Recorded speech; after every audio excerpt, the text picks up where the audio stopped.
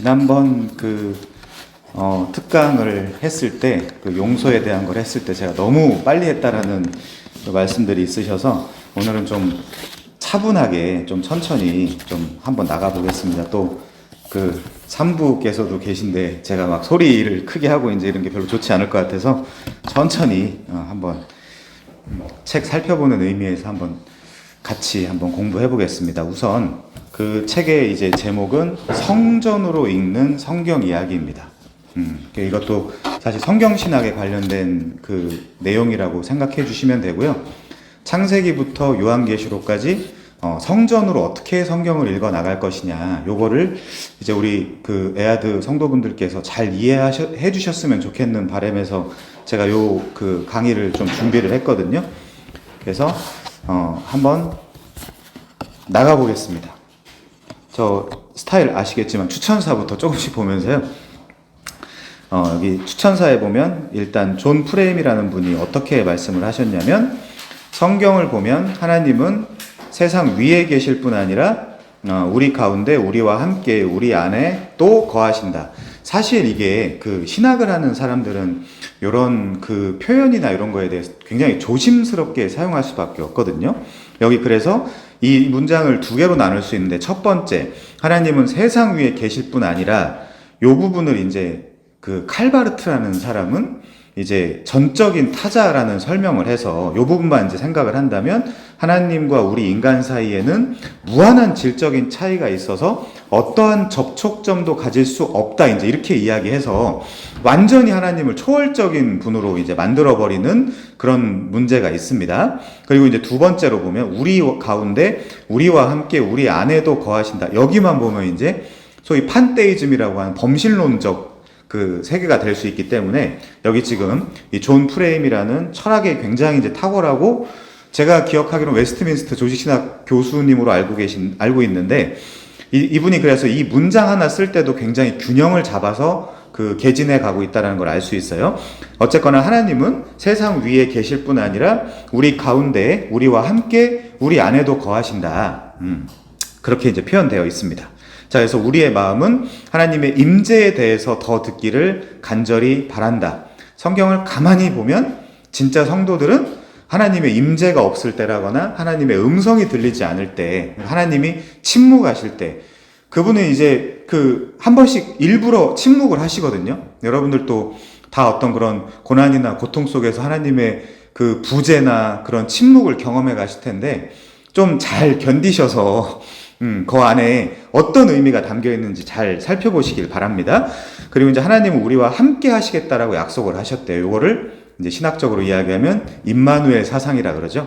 하나님은 우리와 영원히 함께 하시겠다라고 했지만, 왜 가끔 하나님의 부재와 하나님의 음성이 들리지 않을 때가 있는가? 그런 내러티브들을 성경에서 잘 찾으셔서 더 믿음이 굳건해지시고 소망 가운데 거하신 여러분들이 되시길 바랍니다. 자, 성경에서 하나님의 임재를 해석하는 중요한 한 가지 방식은 성전에 대한 가르침과 참된 성전이신 예수님에 대한 가르침을 살펴보는 것이다. 그러니까 또 뜻밖이죠. 하나님의 임재를 해석하는 중요한 키워드가 성전이라는 겁니다. 성전. 그래서 우리가 성전에 대한 이해가 깊어지면 그냥 지식적으로 성경을 좀 더 깊게 읽어 나가겠구나 정도가 아니라, 하나님의 임재, 그리고 하나님의 음성, 신비주의자들이 이야기하는 그런 거 말고요. 그 음성에 대한 우리가 이제 좀 더 깊은 통찰을 가질 수 있겠죠. 자, 그래서 놀랍게도 굉장히 좀 탁월한 학자인데, 제일 밑에 문장을 보시면요, 이렇게 나와 있어요. 이 책은 목회자들이 설교하는 일에 상당한 도움을 줄 뿐 아니라 오늘날 많은 이들을 괴롭히는 고독감에 대한 훌륭한 해독제다. 이렇게 나와 있어요. 그러니까 성전에 대해서 이해를 하면 오히려 고독감에 대한 훌륭한 해독제를 얻을 수 있는, 그래서 성전에 대한 이해가 제가 봤을 때는 굉장히 필요합니다. 우리 균형 잡힌 신앙을 위해서.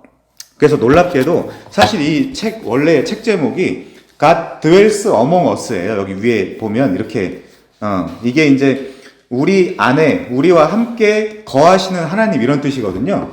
근데 성전의 형태로 거한다. 이제 그 부분을 우리가 성경에서 좀 신학적으로 좀 깊게 한번 이해를 해서 어떻게 지금 약간 부재하신 것 같은데, 안 계신 것 같은데 하는 어떤 그런 우울감, 고독감을 한번 해독해보는 어떤 그런 시간을 좀 가졌으면 좋겠습니다. 자, 이제 두 번째, 마이클 호튼. 이 존 프레임은 리폼드 신학교 조직신학 교수님이거든요. 마이클 호튼은 이제 웨스트민스터 신학교 조직신학 교수입니다. 자, 이분의 추천사 한 문장만 보면요. 자기 백성 중에 거하시는 하나님, 요게 이제 God dwells among us인 거죠. 자기 백성 중에 거하시는 하나님, 이 경이로운 비전은 창세기에서 요한계시록에 이르기까지 하나님의 언약적 목적들 가운데 핵심이다. 근데 이번에는, 적어도 이번 시간에는 우리가 성전의 관점에서 한번 생각해보자. 제가 이제 되게 그 강의할 때마다 꼭 찾아보는 성구가 하나 있어요. 자, 이제 일단 출애굽기 29장 한번 가주시겠습니까? 출애굽기 29장. 자, 출애굽기 29장에 구약 출애굽에 대한 목표와 목적이 나와 있어요. 거기를 봐주시면 45절, 46절이요. 출애굽기 29장 45절, 46절. 이게 출애굽의 목적이에요. 아니, 왜 하나님이 이스라엘 백성들을 출애굽시켰지? 그러니까 여기 나옵니다. 내가 이스라엘 자손 중에서 거하여 그들의 하나님이 되리니 그들은 내가 그들의 하나님 여호와로서 그들 중에 거하려고 그들을 애굽 땅에서 인도하여 낸 줄을 알리라. 나는 그들의 하나님 여호와니라. 이게 출애굽의 목적이에요, 사실은. 구약 때 왜 그렇게 홍해도 가르시고 그 어린 양도 죽이라고 했고 그 광야 그 길도 건너고 해서 결국에 그 모든 역사들을 왜 일으키셨는가? 그들 중에 거하려고, 장막 치려고. 그래서 이제 요한복음 첫 장으로 가면 스케노, 예수님이 우리 안에 장막 치고 거하신다, 이제 이런 표현이 나오거든요. 그게 그리고 정확하게 어디로 연결되냐면 임마누엘 사상으로 연결이 되는 거예요. 이제 그거를 우리가 좀 학문적으로, 신학적으로 깊이 알고 있어야, 우선 이 객관적인 사실을 깊이 알고 있어야 주관적으로 저한테 적용할 수 있는 거잖아요. 자, 이제 두 번째, 이제 이 역사에서 구원, 전체 신약 구원의 목적을 한번 보겠습니다. 요한계시록 21장입니다. 요한계시록 21장 3절을 봐주시면요. 3절. 이건 새하늘과 새 땅에 대한 이야기잖아요. 자, 요한계시록 21장 3절. 내가 들으니 보좌에서 큰 음성이 나서 이르되 보라, 하나님의 장막 친다라는 게 스케노라는 헬라어 동사입니다. 하나님의 장막이 사람들과 함께 있음에 하나님이 그들과 함께 계시리니, 이게 그 God dwells among us인 거예요. 그의 백성, 우리 안에 거하시는 하나님. 요거를 우리가 일단은 신학적으로 확증을 해야 가끔 이제 고독하거나 우울하거나 불안하거나 할 때, 하나님이 멀리 떨어져 계시지 않는구나. 지금 나의 이 고독과 외로움은 하나님의 어떤 의도, 인텐션을 가지고 주신 거구나 라는 걸 우리가 이제 좀 알 수 있거든요. 어쨌든 그들은 하나님의 백성이 되고 하나님은 친히 그들과 함께 계셔서 그때 이제 모든 눈물을 그 눈에서 닦아주시니 다시는 사망이 없고 애통하는 것이나 곡하는 것이나 아픈 것들이 다시 있지 아니하리니 처음 것들이 다 지나갔대요. 첫 하늘과 첫 땅. 창세기 1장 1절이잖아요. 옛 하늘과 옛 땅. 옛 창조는 다 지나가고 이제 새 창조. 근데 그 새 창조의 목적이 뭐다? 우리 안에 거하려고, 우리와 함께 하려고. 이제 그게 이제, 그러니까 구약에서도 그렇고요. 구약에서 가장 큰 출애굽의 목적도 거하려고, 신약에서도 우리와 함께 거하려고, 자, 이제 그 구원을 하셨다라는 이야기입니다. 자, 바로 서문으로 들어가겠습니다. 8페이지 서문. 왜 이 책을 쓰게 되었을까? 책의 목적이 나오는 거죠. 우리는 이 책의 성경신학적 관점이 교회가 세상에서 선교적 사명을 다하도록 연료를 공급할 수 있기를 기도한다. 그러니까 사실 책의 목적은 지식 채우기, 물론 맞죠. 지식 채우기. 근데 거기서 끝나는 게 아니라 선교적 사명까지 갈 수 있도록. 그래갖고 이제 바로 9페이지 중간쯤에 봐도요. 우리의 바람은 원래 이 책이 가진 성경신학적 의미가 실천적인 통찰과 결합되어 세상에서 이룰 하나님의 백성의 선교를 위해 더 큰 열심과 열정을 점화하는 것이다가 이 책의 목적이에요. 자, 15페이지도 한번 가주시면요. 15페이지. 15페이지도 중간쯤에 봐주시면요. 거기도 뭐라고 나와 있냐면, 강력한 확신이야말로, 우리를 이 힘겨운 희생으로 몰아간다. 이 책의 목적은 희생적인 선교를 위한 성경적인 확신을 강화하는 것이다. 그 성경적인 확신, 솔리드한 어떤 그런 확신이 좀 있어야, 견고한 그런 확신이 있어야 내가 어떤 그런 고난도 좀 참을 수 있고 견딜 수 있고 한 거 아니겠냐. 이제 그게 이제 이분이 이야기하는 겁니다. 자, 그래서 다시 8페이지로 오면요. 우리는 이 책을 쓰면서 에덴이라든지 성전이라든지 하나님의 영광스러운 임재라든지 새 창조라든지 교회의 사명이라든지 그런 주제들이 궁극적으로 동일한 실제의 다양한 측면이라는 점을 이전보다 더 명확하게 보게 하려고 이 책을 이제 썼다라는 이제 말인 거죠. 자, 그래서 원래 이제 이 책이 사실은 요 책 보셨어요? 이 책? 이 책의 요약본이에요. 요 책이. 그래서 이 책은 사실 조금 그 여러 가지 이제 논의를 많이 다루고 있기 때문에 좀 더 학문적이에요. 그래서 이 책은 그냥 이제 성경에 나온 이야기들, 막 유대인들의 어떤 그런 삶이라든가 관습, 뭐 문화 이런 것까지 다 담겨 있어가지고, 근데 이제 이 책을 읽고 나서 홀로 이제 한번 혼자 보시면 충분히 다 이해할 수 있는, 그 제가 이제 뭐 비꼬거나 비웃는 게 아니라 지금 시대 사람들이 좀 책 읽기를 좀 어려워하거든요. 그러니까 요 책을 우선 우리가 이제 같이 공부하고 나서 좀 더 이제 깊은, 여기도 이제 이렇게 써 있거든요. 하나님의 임재와 교회의 선교적 사명, 이렇게 이제 써 있거든요. 그래서 이 책을 한번 나중에 이제 개인적으로 한번 읽어보시면 훨씬 더 이제 성경신학적 성전관에 대해서 아주 깊은 내용을 여러분들이 정리할 수 있을 것입니다. 자, 그래서 이 원래의 책, 요 책이 창세기에서 요한계시록까지를 다루면서 고대 근동과 제2성전기 유대교의 성전에 대한 관점을 모두 다 탐구한다 이렇게 돼 있잖아요. 근데 이제 이 축약본에서는 그렇지는 않아요. 그렇지는 않고, 다행히 그렇지는 않고, 우리가 이제 좀 그 필요한 부분들 좀 알 수 있도록 이제 책을 써놨습니다. 9페이지 두 번째 줄에 보시면요. 글쓰기와 말하기는 매우 다른 매체다. 글쓰기에는 심도 있는 논의를 제공하면서 논증을 뒷받침하기 위한 2차 자료들을, 예를 들면 뭐 레퍼런스라 그러죠. 각주를 달아놓는다거나 할 수 있는 여유가 허락되지만, 설교는 이제 제가 하는 스타일이 사실 그렇죠. 레이저와 같이 하나의 요점을 전달하기 위한 초점이 요구된다. 그러니까 제가 막 빌드업도 하고 막 테크트리도 타고 막 그러잖아요. 그 마지막 그 5분을 위해서, 그 5분이 뭐죠? 우리 주님의 죽으심과 장사 지냄 부활하심이 우리의 죄를 용서했다. 그 얘기 하려고 이제 그 본문을 막 이제 그런 이제 설교와 글쓰기에 좀 차이가 있습니다. 자, 어쨌든 이 성경신학 요 두꺼운 책에 있는 상당한 분량의 내용을 번안하여 설교하기 위해서는 그것을 구두로 전달할 수 있도록 철저히 내용을 축소해야만 했대요. 근데 제가 그 생각하기로도 요 내용만 아셔도 사실은 충분하긴 합니다. 자, 그래서 그 중간쯤에 보시면요.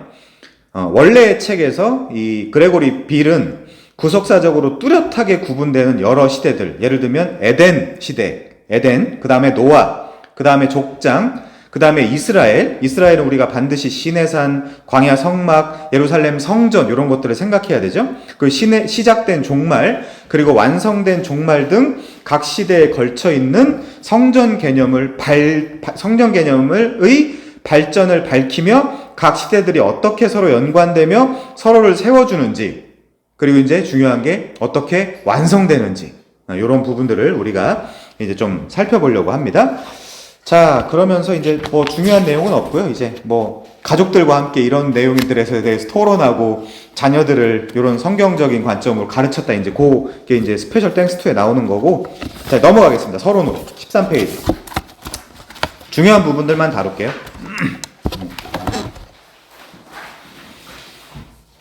그리고 지난주 것도 저희가 이제 다시 녹음을 해가지고 용서라는 제목으로 올려드렸는데, 한번 그 드린 핸드아웃을 보시면서 잘 정리하시면, 지난주에 다 계산을 하시더라고요. 이제 계산하시면서 들으시는데, 그러면 이제 딱 떨어지는 어떤 그런 경험도 할 수 있고, 뭐 에스겔이라거나 다니엘 같은 게 좀 익숙해지시면 요한계시록 보시기가 훨씬 더 편하거든요. 요한계시록 보면 뭐 전 3년 반, 후 3년 반, 1260일 막 그런 표현들이 막 나와서 그때도 막 계산도 해야 되고 막 하는데, 좀 한번 집에서 한번 해보시면 좋겠습니다.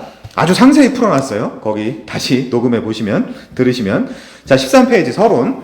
여기 이제 좀 예를 드는데, 버마는 지금 미얀마의 옛날 그 지명, 이름이죠. 버마로 떠나기 전 24살의 나이에 이 사역에 헌신하려는 아도니람 저드슨 아세요? 미국의 그 버마의 최초 선교사예요. 요 아도니람 저드슨이 미얀마 최초 선교사입니다. 그의 깊은 확신은 하나님이 언제라도 자신의 섭리 안에서, 아까 말씀드렸죠? 왜 이게 그 선교적 사명을 감당하기 위해서 이 책을 썼다라고 하니까 요런 게 지금 요런 예시가 나오는 건데, 저드슨의 확신은 섭리 안에서 길을 여신다면 이 사역에 생명을 바치는 것이었다. 저드슨은 24살에. 저드슨의 확신은 아내를 2차례나 잃고 13 자녀 중 7을 떠나보내고 바다에서 심각한 질병을 앓아 죽음에 이르기까지 38년 동안 시험을 견뎠대요. 그러니까 이제 우리랑 너무 상관없는 얘기다 보니까 안 와닿는데, 어쨌든 이 선교사님이 그렇게 했다는 겁니다. 그 끊임없는 박해와 투옥 중에도 그는 버마어, 영어 사전 및 문법책에 지필을 마쳤을 뿐 아니라 신약 성경 전체를 버마어로 번역했다. 근데 그 원동력이 뭘까? 이게 이제 이 책 저자가 이제 이야기를 하는 거죠. 근데 10년이 지난 후 저드슨의 교회에는 18명의 신자밖에 없었다라고 이제 그 이야기를 합니다. 그럼에도 불구하고 이 시련의 도가니는 저드슨의 확신을 단련하고 강화했다. 자, 그러면서 이렇게 그가 직접 한 얘기예요. 자기 부인의 길은, 요게 이제 십자가에서 죽은 자죠. 자기 부인의 길은. 제가 이제 일부러 아까 구글에다가 자기 부인, 요거를 이제 사전들은 뭐라고 좀 정의하고 있나라고 했더니 바로 십자가에서 죽은 자라 그러더라고요. 자, 자기 부인의 길은 육신의 눈으로 보기엔 숨겨진 길이며 하나님 나라에 속한 비밀이다. 하지만 만일 당신이 직접 찾아낸 이 시기를 기꺼이 살려내려 한다면 당신은 자기 부인의 길이 당신 앞에 가장 놀랍고도 즐겁게 펼쳐진다는 것을 알게 될 것이다. 이건 뭐 나중에 경험해 봐야 되는 것이죠. 자, 어쨌거나 이가 그 끊임없는 병상 속에서도 저드슨은 이렇게 이야기했대요.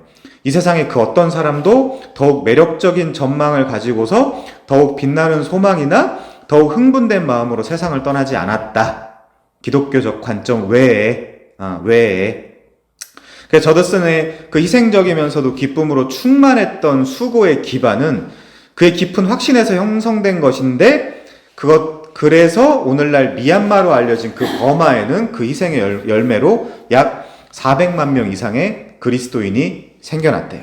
뭐 어쨌든 자, 근데 이제 그 다음에 나오는 얘기는, 근데 다 지금은 왜 이렇게 어떤 선교적 열정이나 이런 것들이 퇴보됐고, 다음 단락에 보면 비종교인의 숫자가 빠른 속도로 증가하고 있고, 그리고 이제 그 비종교인들이 사는 그 지역을 들어가기가 더 어려워졌는가, 왜 그런 생각을 하고 있는 그 선교사들이 점점 없어지고 있는가, 이제 그 얘기를 하는 거거든요. 저도 한번 생각을 해보니까 2022년 3월부터 4월에 국민일보에서 그 사김과 섬김 부설 그 코디 연구소라는 데서 조사를 해보니까 지금 교회를 신뢰하는 신뢰도가 18%밖에 안 된다고 하더라고. 거기서 리서치를 해보니까.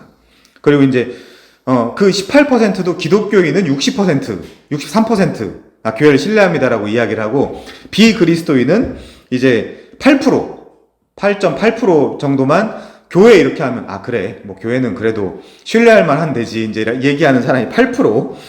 그리고 이제 저도 좀 놀란 게 청소년 복음화율이 3%밖에 안 된대요. 이게 2022년도 3월에 이제 리서치가 그렇습니다. 자, 어쨌거나 이렇게 그 상황이 극으로 치닫고 있는 이 세상의 환경 속에서 15페이지요. 우리는 사명이 요구하는 희생을 치를 수 있는가? 그렇게 이제 문제 제기를 해보는 겁니다. 그래서 한국이나 미국이나 마찬가지지만 미국의 청년들에 대한 최근 연구는 그다지 고무적이지 않다. 청년들의 신앙적인 목표는 대체로 즐겁고 행복하고 안전하고 평온함을 느끼는 것이라고 점점 바뀌어가고 있다는 거예요, 지금. 분위기가. 왜냐하면 그들은 주관적인 안정감, 문제를 해결할 수 있는 능력, 다른 사람과 친근하게 잘 지내는 것들, 그런 것들을 이제 원하고 있기 때문에, 그리고 이제 사실은 우리 교회 애들이 사실은 성경을 제대로 안 가르치기 때문에 성경에서 말하는 진짜 신앙이라든가 진짜 복음, 믿음 이런 것들에 대한 이해가 이제 많이 떨어지는 거죠, 점점. 자, 어쨌든 다음 단락에 봐주시면요. 강력한 확신이야말로 우리를 이 힘겨운 희생으로 몰아가는데 이 책의 목적은 희생적인 선교를 위한 성경적인 확신을 강화하는 것이다. 우선은 우리가 알아야 된다. 성경에서 말하고 있는 진짜 선교, 그리고 진짜 고독함을 해결할 수 있는 그 해결책이 뭐냐, 이런 것들을 알아야 된다. 우리가 드문드문한 체험이나 서로 동떨어진 성경 구절들로 저도 이제 사실은 별로지만 우리의 선배들이나 이제 우리 어머니 아버지 때만 해도 막 어떤 그런 체험적인 신앙, 경험적인 신앙 막 이제 이런 거 말씀하시면서 좀 버텼거든요. 근데 이제 뭐 지금은 이제 그런 얘기하는 어른들도 거의 없죠, 사실은. 그리고 이런 지엽적인 거나 작은 걸로 선교에 헌신할 동기를 얻는다면 그런 동기의 원천은 힘겨운 도전 앞에서 고갈될 것이다. 당연하죠. 당연하죠. 끈기 있는 선교는 하나님의 말씀에 대한 철저하고도 경건한 연구에서 나온 충만한 확신을 필요로 한다. 창세기부터 요한계시록에 이르는 하나님의 광대한 선교에 기초할 때 우리의 확신은 점점 부여해지고 강력해지고 드디어 이제 희생할 수 있는, 나의 확신에서부터 나오는 그 희생, 거를 할 수 있게 된다는 거죠. 자, 다음 페이지를 보면요. 세 번째 단락 보겠습니다. 성경은 요한계시록 21장, 22장에서 옛날에 강의한 적 있었던 것 같아요. 우리의 완성된 선교에 대한 그림을 그림으로써 지휘관의 의도를 구체적으로 표현한다는데 여기서 말하는 지휘관은 예수 그리스도입니다. 예수 그리스도. 요한계시록을 마무리하는 장에서 새하늘과 새 땅은 새 예루살렘에 대한 기다란 묘사와 맥락을 같이 한다. 밑에서 네 번째 줄 볼게요. 새하늘과 새 땅은 새 창조의 광범위한 영역을 떠올리게 하는 반면 새 예루살렘은 하나님이 거주하시는 장소로서 그 목적에 강조점을 둔다. 두 개가 약간 다르다는 겁니다. 어쨌거나 우리는 거길 가야 되는 거죠. 그리고 내 안에 임해야 되는 거죠. 첫 번째 내 안에 임해야 되는 거고, 그래서 사실 너희 그 하늘에 보물을 쌓아두라고 할 때 돈 내라는 얘기가 아니에요. 내가 우라노스, 내가 하늘이 돼야 된다라는 얘기예요, 사실은. 그 얘기가. 거기는 벌레들이 와가지고 그거를 없앨 수 있으니까 이 땅에다가 쌓아놓으면, 교회에다가 돈 내라 이런 얘기가 아니라, 나를 하늘로 만들어야 된다. 나를. 이제 그 이야기를 사실은 성경에서 하는 겁니다. 그러니까 사실은 첫 번째로는 내 안에 천국이 우선은 임해야 돼요. 그 내 안에 천국이 임한 자들이 천국을 가는 겁니다, 나중에. 자, 어쨌든 17페이지. 빨리 이제 좀만 더 보고 본문으로 들어가겠습니다. 요한계시록 21장과 22장에 나타난 이 그림은 창세기 1, 2장에서 주어진 사명을 성취하며 우리는 이 사명의 진전을 성경 전체에서 발견할 수 있다. 창세기 초반과 요한계시록 마지막 장에 분명히 확실하게 다른 점이 뭐라 그랬죠? 선악을 알게 하는 나무가 없다 그랬죠? 다 비슷한 그림들로 채워져 있는데, 그러면 이 역사의 목적이 뭐라고요? Probation period is all over. 그러니까 시험의 기간은 이제 완전히 끝났다. 시험의 기간은. 그러면 이 역사의 목적은 사실은 시험하는 기간인 거예요. 트라이얼이라고 말씀드렸죠. 어떤 시제품을 내놓기 전에 얘가 진짜 괜찮은 제품인가, 괜찮지 않은 제품인가. 근데 이 역사의 속에서는 우리 인류는 괜찮지 않은 작품으로 드러나야 되고, 그거를 예수 그리스도가 오셔서 고치는 방향이 창세전 하나님의 언약이에요. 그래서 여러분들이 좀 예를 들면 좀 시험에 당하거나 아니면 못 나거나 이럴 때 자책하실 필요 없어요. 그 자책도 믿음 없는 거예요, 사실은. 그럼에도 불구하고 예수 그리스도가 우리를 구원하고 이 역사를 완성하실 것이다. 이 전망까지 가셔야 사실은 성경 전체를 여러분들이 잘 보시는 겁니다. 자, 그래서 창세기 1, 2장은 세 번째 줄이요. 창세기 1, 2장에서 에덴은, 거의 펜이 쓰시면 에덴에다 동그라미 쳐놓으세요. 에덴이 첫 번째입니다. 에덴은 하나님이 거하시는 장소다. 그리고 하나님은 아담과 하와에게 거주지의 경계를 확장하여 땅에 충만하라고 사명을 위임하셨다. 첫째 아담이죠. 근데 얘는 반드시 실패로 드러나야 됩니다. 자, 창세기 3장의 죄로 인해 하나님이 명하신 본래의 부르심이 좌절된 것처럼 보이지만 하나님은 성막, 이제 여기 두 번째예요. 그리고 세 번째 성전. 에덴이 첫 번째, 성막이 두 번째, 성전이 세 번째, 건립할 시기까지 계속해서 족장들 가운데 하나님이 임재하시는 처소를 세웠다. 지금 계속 프로그레시브 하는 거예요. 에덴, 성막, 성전 이렇게. 이게 어떻게까지 완성되시는지를 보셔야 돼요. 자, 솔로몬 성전의 파괴 이후 선지자들은 새롭고 확장된 성전의 도래를 예견하고, 그래서 학계도 이 성전의 지금의 영광이 나중 영광이 더 클 거다 이런 얘기 하잖아요. 성전 잘 지어놓고 나중 성전의 영광이 더 클 거다 이런 비슷한 얘기를 한단 말이에요. 학계가. 그러면 학계가 그렇게 이야기하는 건 그 성전은 의미가 없다. 자, 그리고 좀만 더 가볼게요. 이런 예언들은 네 번째, 예수와 그래서 예수가 뭐라고 하죠? 이거 무너뜨려봐. 내가 3일 만에 지을 거야. 그러면 육체에 대해서 성전에 대해서 이야기한 게 아니라 자기 육체에 대해서 이야기하셨다라고 하면서 그게 예수님이 바로 성전이 되는 거죠. 그래서 에덴, 성막, 성전, 예수. 자, 그 다음 마지막은 뭐죠? 교회인 거예요. 교회. 저와 여러분. 어쨌든 성령께서 거하시는 곳이 성전이거든요. 성경에서. 다섯 번째는 교회입니다. 그래서 에덴, 성막, 성전, 예수, 교회 이런 식으로 발전돼 가는 개념인 거예요. 자, 그래서 하나님이 거하시는 장소인 교회는 하늘과 땅 전체를 충만하게 할, 즉 세상 전체가 하나님이 거하시는 처소가 될, 그러니까 한 날이 이를 때까지 확장되어야 된다. 그래서 여러분들이 어려서부터 많이 들어보신 거, 하나님 나라를 확장해야 된다. 이제 이런 개념이 사실 여기서 나온 거거든요. 그런 우리가 중간 단계를 좀 이해를 못했다 하더라도 결론적으로는 우리가 하나님 나라를 확장해야 된다. 이게 사실 이렇게 확장이 돼가는 겁니다. 자, 그래서 선교는 마태복음 28장 18절과 20절에 그 대위임령으로 시작하지 않는다. 선교는 어디서부터 시작하냐? 사실은 창세기 1장 1절을 우리가 그 전체적인 관점에서 보면, 이 옛 하늘과 옛 땅이 새 하늘과 새 땅으로 될 때까지 예수 그리스도가 하나님이 우리한테 맡기신 사명이 있구나. 이렇게 이제 이해하시는 게 좋겠죠. 그래서 전능하신 주 하나님이 거하실 처소가 되는 요한계시록 21장 그리고 22장에 이르는 하나님의 심장 박동은 창세기 1장 1절부터 기록되어 있다. 그래서 온 세상이 하나님의 임재로 가득히 채워지는 이 궁극적인 그림은 에덴 성소에서 가지셨던 하나님의 본래 의도를 성취한다. 그리고 완성한다. 그러니까 제가 이제 자주 말씀드리지만 구약에서 어떤 선고, 아주 자극적인 선고들 딱 떼서 너네가 이렇게 지키지 않으면 하나님의 사랑을 받을 수 없다. 이 얘기는 이 선으로서의 전체 역사를 완전히 무시하는 설교인 거예요.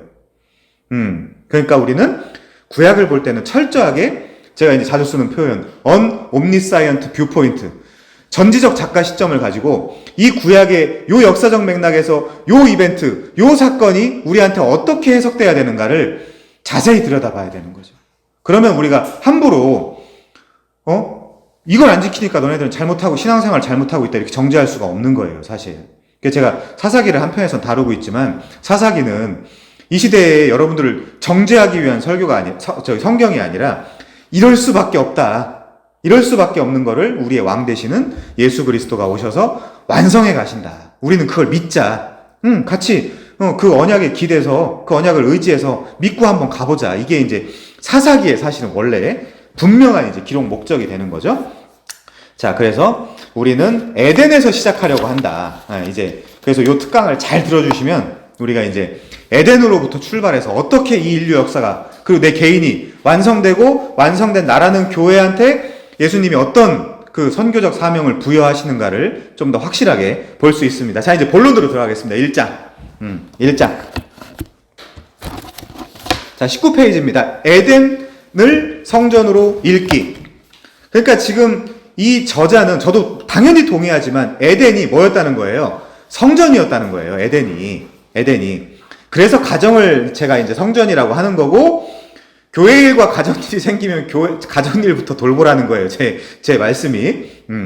자, 어쨌든 한번 보겠습니다. 우리는 갈망하는 피조물이다. 우리가 이 갈망의 대상을 잘못 생각할 때 우리는 실망하고 좌절한다. 막 너무 남자친구, 남편, 아내, 여자친구한테 너무 많은 기대를 갖고 있으면 실망해요. 실망하고 좌절해요. 자, 우리가 관계를 추구하면 종종 갈등으로 좌절을 맺는다. 만족을 추구하면 불평으로 인해 좌절한다. 의미를 추구하면 우리 자신의 결점으로 인해 좌절한다. 그게 역사라는 거예요. 이 역사 때문에 우리가 그래도 그나마 하나님 나라에 가고 싶다. 그 나라를 소망하거나 이제 이런 생각이 드는 거지. 다 만족스러운 걸 줬다가는 분당이 천당 옆이라면서요?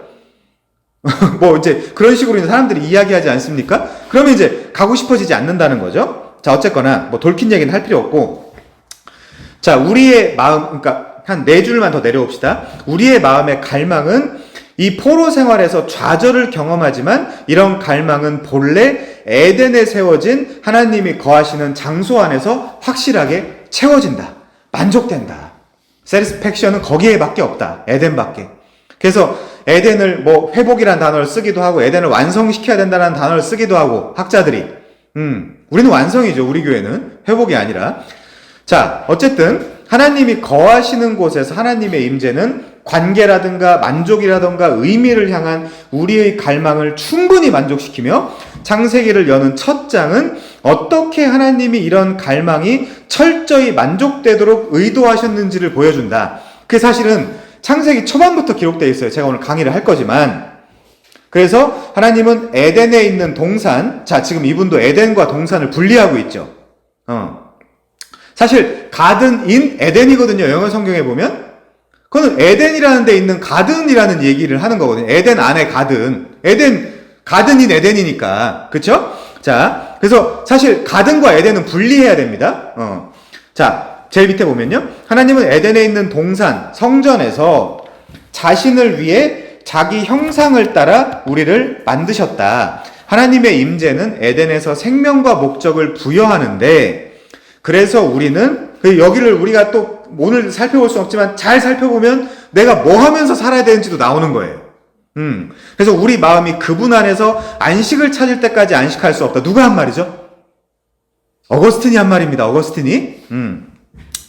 파스칼이 이야기했다라고 하는 사람들도 있지만 어쨌든 자, 이번 장에서 우리는 어떻게 에덴이 삶의 목적을 향한 우리의 갈망을 만족시키는 성전과 하나님의 거주지로 제시되는지를 탐구할 것이다. 왜 에덴이 하나님의 성전이고 거기서 우리가 어떤 의미를 찾을 수 있지? 이게 오늘 1강의 목표예요. 자, 하나님이 거하시는 장소인 에덴.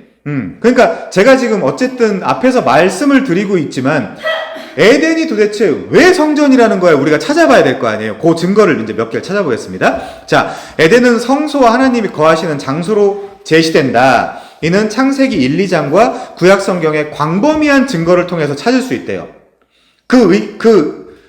이유가 뭐냐면 에덴 동산에서 첫 번째 거니시는 요 표현 거니시는 워킹 거니시는 하나님에 대한 언뜻 보기에 의외의 언급조차도 성전 안에서의 하나님의 임재를 나타내는 함축으로 가득하다. 그러니까 걸으면 성전이라는 거예요. 걸으면 하나님이 걸으면. 자, 첫 번째를 한번 찾아보겠습니다. 레위기 26장 12절이에요. 거기 가시면 레위기 26장 12절 거기 가시면 이런 표현이 나와요.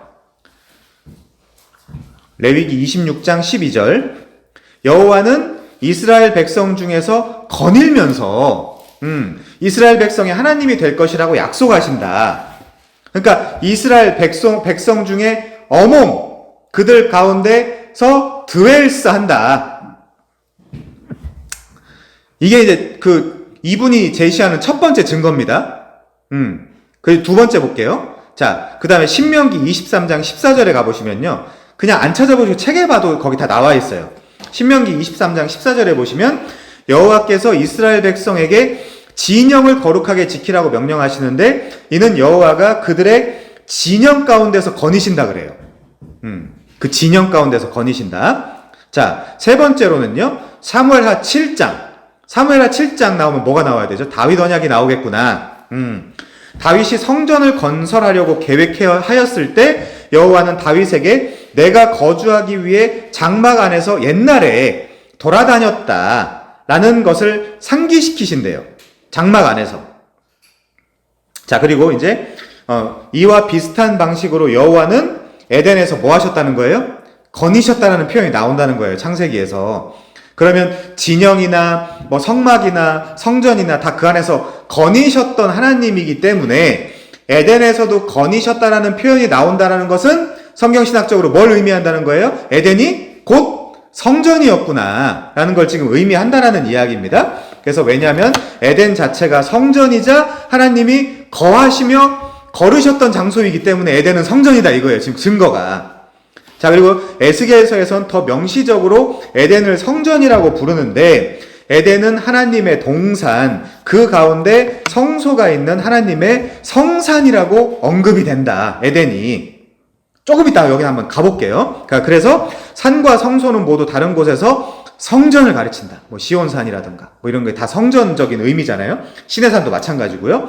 산과 성소는 에스겔은 또한 에덴에서 제사장과 같이 보석이 박힌 옷을 입은 아담과 같은 인물에 대해서 이야기한대요. 여러분, 아담이 나오면 여러분들은 다 자연스럽게 첫째 아담, 둘째 아담을 생각하셔야 돼요. 이따가 찾아보겠지만. 자, 우선 한번 가볼게요. 에스겔 28장. 여기는 좀 가서 눈으로 확인을 해보겠습니다.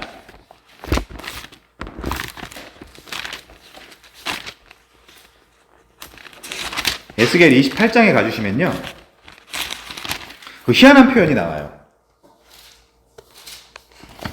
에스겔 28장 13절이요.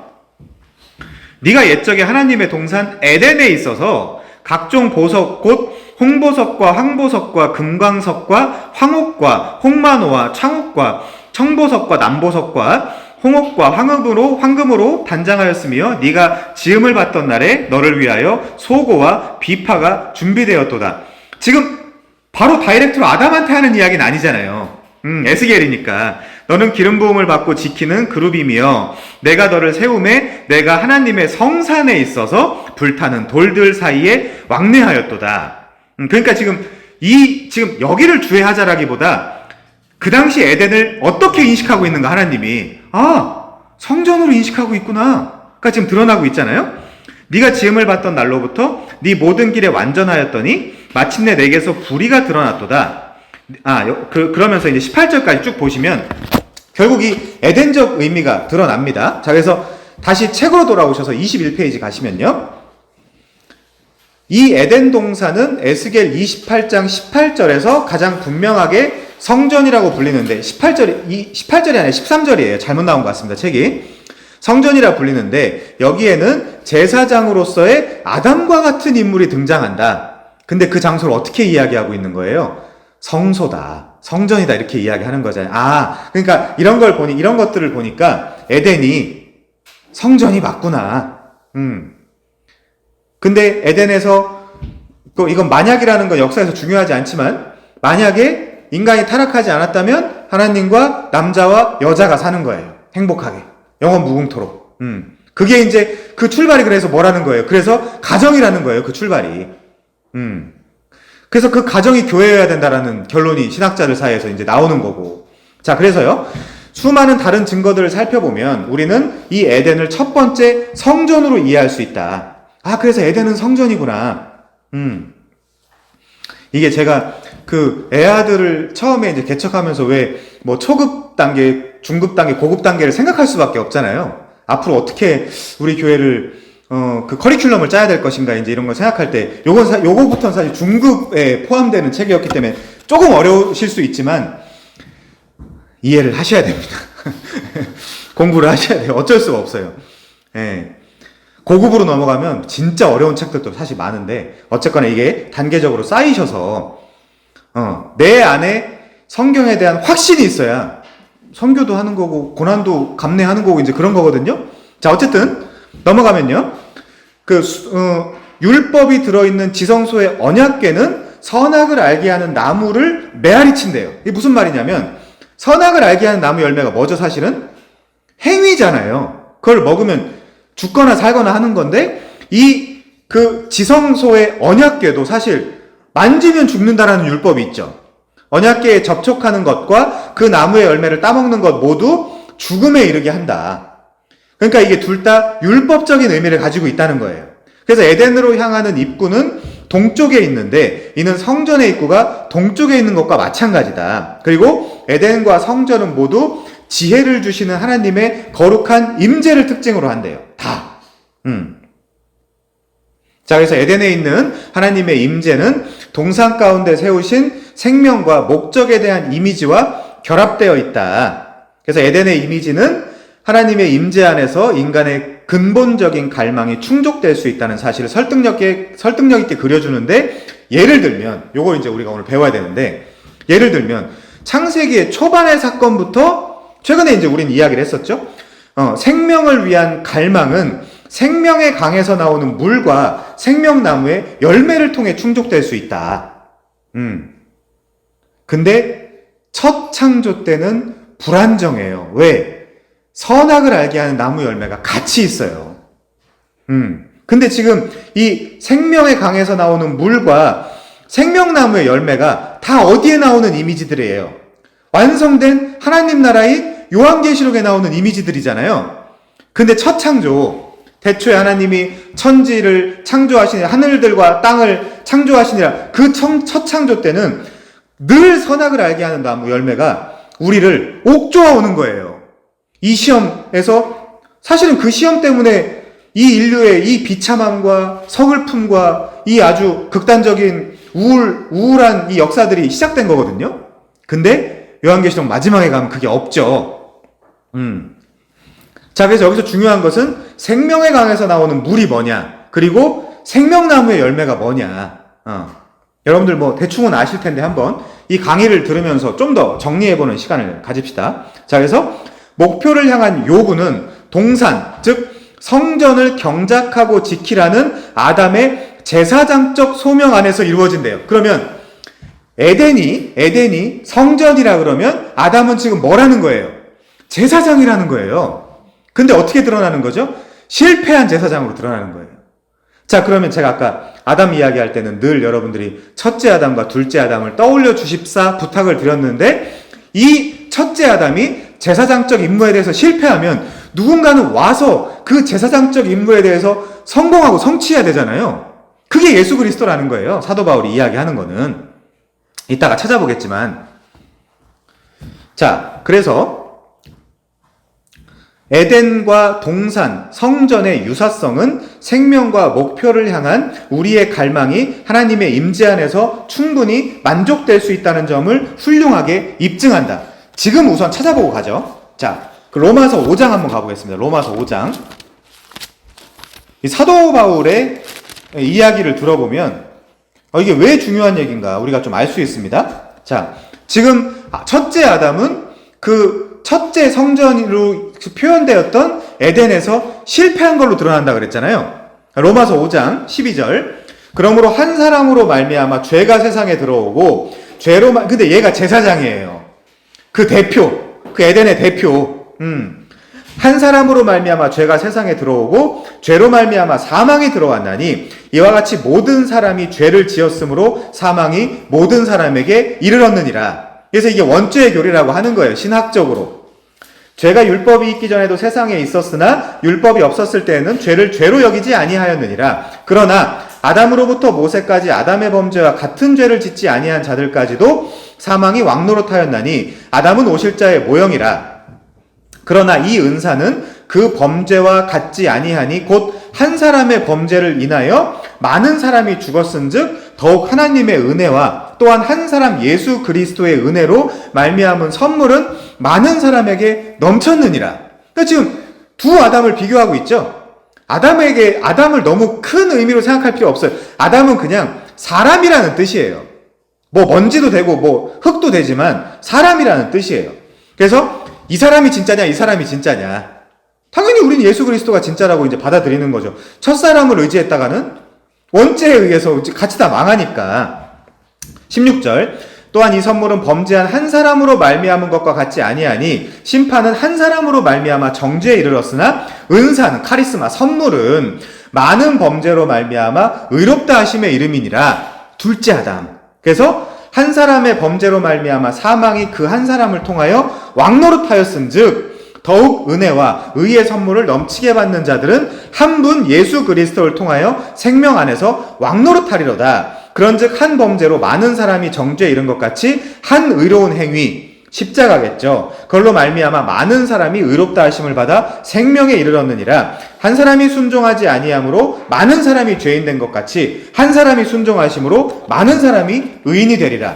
첫째 아담, 둘째 아담. 그럼 첫째 아담 어떻게 했다? 그 에덴, 그 성전에서 첫 제사장적 임무를 실패했다. 둘째 아담은 성공했다. 자, 그냥 좀 이따도 나와요. 자, 다음 단락 보시면요. 그래서 에덴과 만족을 향한 갈망, 생명나무와 생명의 강. 창세기 2장의 간결한 이야기에서 6절이, 무려 6절이 생명나무와 에덴에서 흘러나오는 강에 대해서 묘사한대요. 자, 그럼 우리가 여기 이제 책에서는 이렇게 좀 얘기하지만 언뜻 보기에 사소한 세부 사항을 기록해서 성급한 독자가 볼 때 쉽게 지나치기 쉬운. 그러니까 아니 뭐 에덴이 그렇게 되게 강도 있었고 되게 예뻤나 보다. 뭐 아니면 뭐 되게 뭐 거기 그 당시 질이나 아니면 그 문명의 어떤 그런 시기를 설명하려고 하나 보다가 아니라 좀 더 진지한 성도는 이걸 왜 기록되어 있는 거야? 이 에덴에. 그리고 이 에덴에 우리가 이제 전지적 작가 시점을 갖고 있다면 이 에덴이 완성된 요한계시록의 그림을 볼 땐 거기서도 강이 나오는데 뭔가 관련이 없을까를 생각해 보는 거죠. 이 강이. 그러면 이 내 강이 왜 있을까를 사실 우리는 진지하게 생각해 보지 않을 수 없다. 이 이야기예요. 자, 그래서 이 묘사는 사실 하나님의 임재 안에서 발견한 생명의 의미가 풍부하대요. 이 강은 생명을 살리는 어떤 그런 이미지가 담겨 있다라는 겁니다. 자, 그래서 식물로 가득한 에덴의 신록 이미지는 이게 벌절하고 신록 이미지가 푸른 초목 뭐 그런 뜻이에요. 그러니까 푸르름의 그 이미지는 그 중에서도 특히 나무와 강은 이후의 성막과 성전을 반영한다. 자, 창세기 2장 9절이요. 여호와 하나님이 그 땅에서 보기에 아름답고 먹기에 좋은 나무가 나게 하시니 동산 가운데에는 생명나무와 선악을 알게 하는 나무도 있더라. 그때는 나무가 2개가 있었던 거예요. 생명나무와 선악을 알게 하는 나무가. 근데 요한계시록으로 가면 없어진다. 그래서 역사가 그 나무 하나 없애는 거다. 사실은 게알더스 보스도 비슷하게 이야기하지만 그 나무 하나 없애는 게 이 인류 역사다. 자, 그래서 생명나무는 동산 중앙에 서 있었고 이 나무의 열매는 영원한 생명을 얻게 했을 것이다. 왜냐? 잠언 3장은 좀 더 풀어주죠. 우리에게 하나님의 지혜를 생명나무에 비유하면서 하나님의 지혜가 인생의 길에 빛을 비추고 하나님의 백성에게 평화를 가져다 준다는 것을 보여준다. 마찬가지로 성막과 성전에서 이 생명나무는 지성소 밖에 있는 등잔대의 모형 역할을 한대요. 그러니까 생명나무를 떠올리면 생명나무가 우리한테 주어져 있으면 뭣도 또 연결할 수 있어야 된다? 등잔대에. 왜? 하나님의 임재가 하나님의 백성을 위한 인생의 길을 비춰주는 것이기 때문에. 그러면 결론적으로 생명나무도 그리고 등잔대도 둘 다 인생의 빛을 비춰주는 것을 묘사하고 있는 것들이구나 라는 걸 우리가 깨달을 수 있죠. 이런 타이트한 성경신학자도 이걸 동의한단 말이에요. 자, 그래서 이 등잔대는 하나의 작은 나무줄기와 7개로 뻗어 나온 가지들이 생장하고 꽃을 피우는 모양으로 생겼는데 이것 자체가 하나님의 임재 안에 있는 생명을 주는 풍성함을 생생하게 묘사해주는 히브리적 표현이다. 자, 그래서 그 다음에요. 풍성한 생명은 나무 자체에서도 볼 수 있을 뿐 아니라 동산의 신독 이미지에서도 볼 수 있다. 왜냐하면 여호와 하나님이 그 땅에서 보기에 아름답고 먹기에 좋은 나무가 그 에덴에서 나게 하셨잖아요. 에덴에 자라게 하셨잖아요. 그러니까 솔로몬 성전 역시, 자, 지금 에덴이 성전이라고 했으니까 솔로몬 성전 역시 이런 실록 이미지로 가득 차 있다.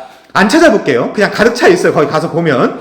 자, 그리고 마지막 시대의 성전은 생명으로 넘치는데 요한복음 7장에 가면 살아나는 물 이미지로 나오잖아요. 마지막 시대의 성전은 생명으로 넘치는데 이는 마치 나라들을 치료하는 생명의 강에서 자라는 생명나무 같다. 자, 이제 우리가 몇 가지를 찾아봐야 돼요. 제가 이제 가끔 요거를 좀 상기하기 위해서 그런 이제 좀 이런 표현을 가끔 쓰거든요. 물이 바다 덮음같이가 무슨 얘기냐? 물이 바다 덮음같이 여호와의 영광을 아는 지식이 충만해질 것임이라. 그게 하박국 2장 14절에 있는 표현이거든요. 그럼 우리가 이제 그런 찬양도 있잖아요. 아니 근데 물이 바다 덮는다는 얘기가 뭐냐 사실. 근데 그걸 우리가 이해를 해야 돼요. 그냥 찬양만 아무 생각 없이 따라 부를 게 아니라 물이 바다 덮는다는 게 무슨 뜻이지? 왜 하박국은 물이 바다 덮음같이 여호와의 영광을 아는 지식이 충만할 것이라고 이야기를 했지? 라는 걸 우리가 이 창세기 초반부터 한번 살펴보자는 거죠. 자, 우선 몇 가지만 찾아보겠습니다. 하박국 2장 14절이에요.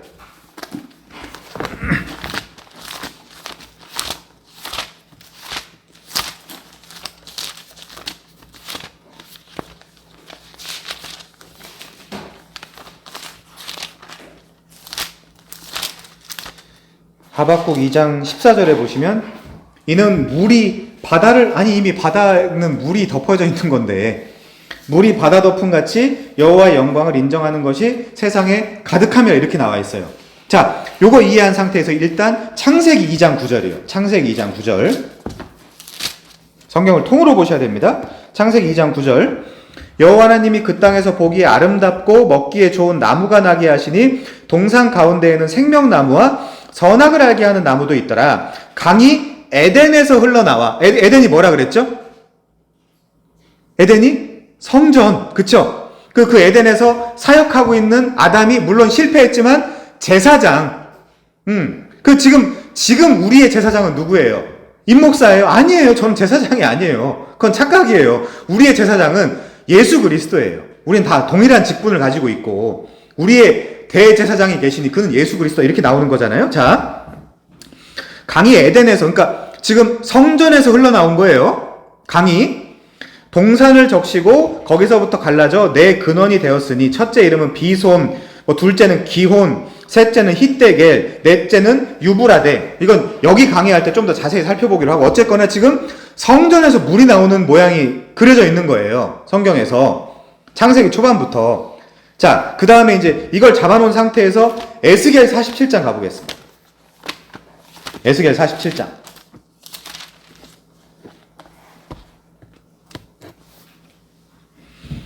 에스겔 47장 1절에 가시면요.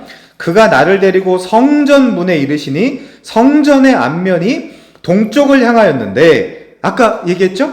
그 문지방 밑에서 물이 나와 동쪽으로 흐르다가 성전 오른쪽 제단 남쪽으로 흘러가더라. 그러니까 여기서도 지금 성전에서 물이 흐르는 거예요. 왜 그렇지? 왜 자꾸 이런 표현이 나오는 거지? 그 성전에서 물은 도대체 뭐야? 이거 우리가 생각해야 돼요. 이거를. 자, 다 안 읽고 6절 가시면요. 그가 내게 이르시되 인자야. The Son of Man 우리 옛날 배웠죠? 인자야. 네가 이것을 보았느냐 하시고 나를 인도하여 강가로 돌아가게 하시기로. 강이 나와요. 지금 강이. 내가 돌아가니 강 좌우편에 나무가 심이 많더라. 심이 많다는 건 신록 이미지인데, 심이 많다는 건 거기 나무들이 풍성하게 아주 건강하게 잘 자라고 있다는 뜻이에요. 그가 내게 이르시되 이 물이 동쪽으로 향하여 흘러 아라바로 내려가서 바다에 이르리니 이 흘러내리는 물로 그 바다의 물이 되살아나리라. 바다의 물이 되살아나리라. 바다는 일반적으로 성경에서 뭘 상징하고 있죠? 저주, 심판, 홍수, 그리고 시편 같은 데 보면 우리 모든 죄악을 갖다 버리는 장소, 바다는.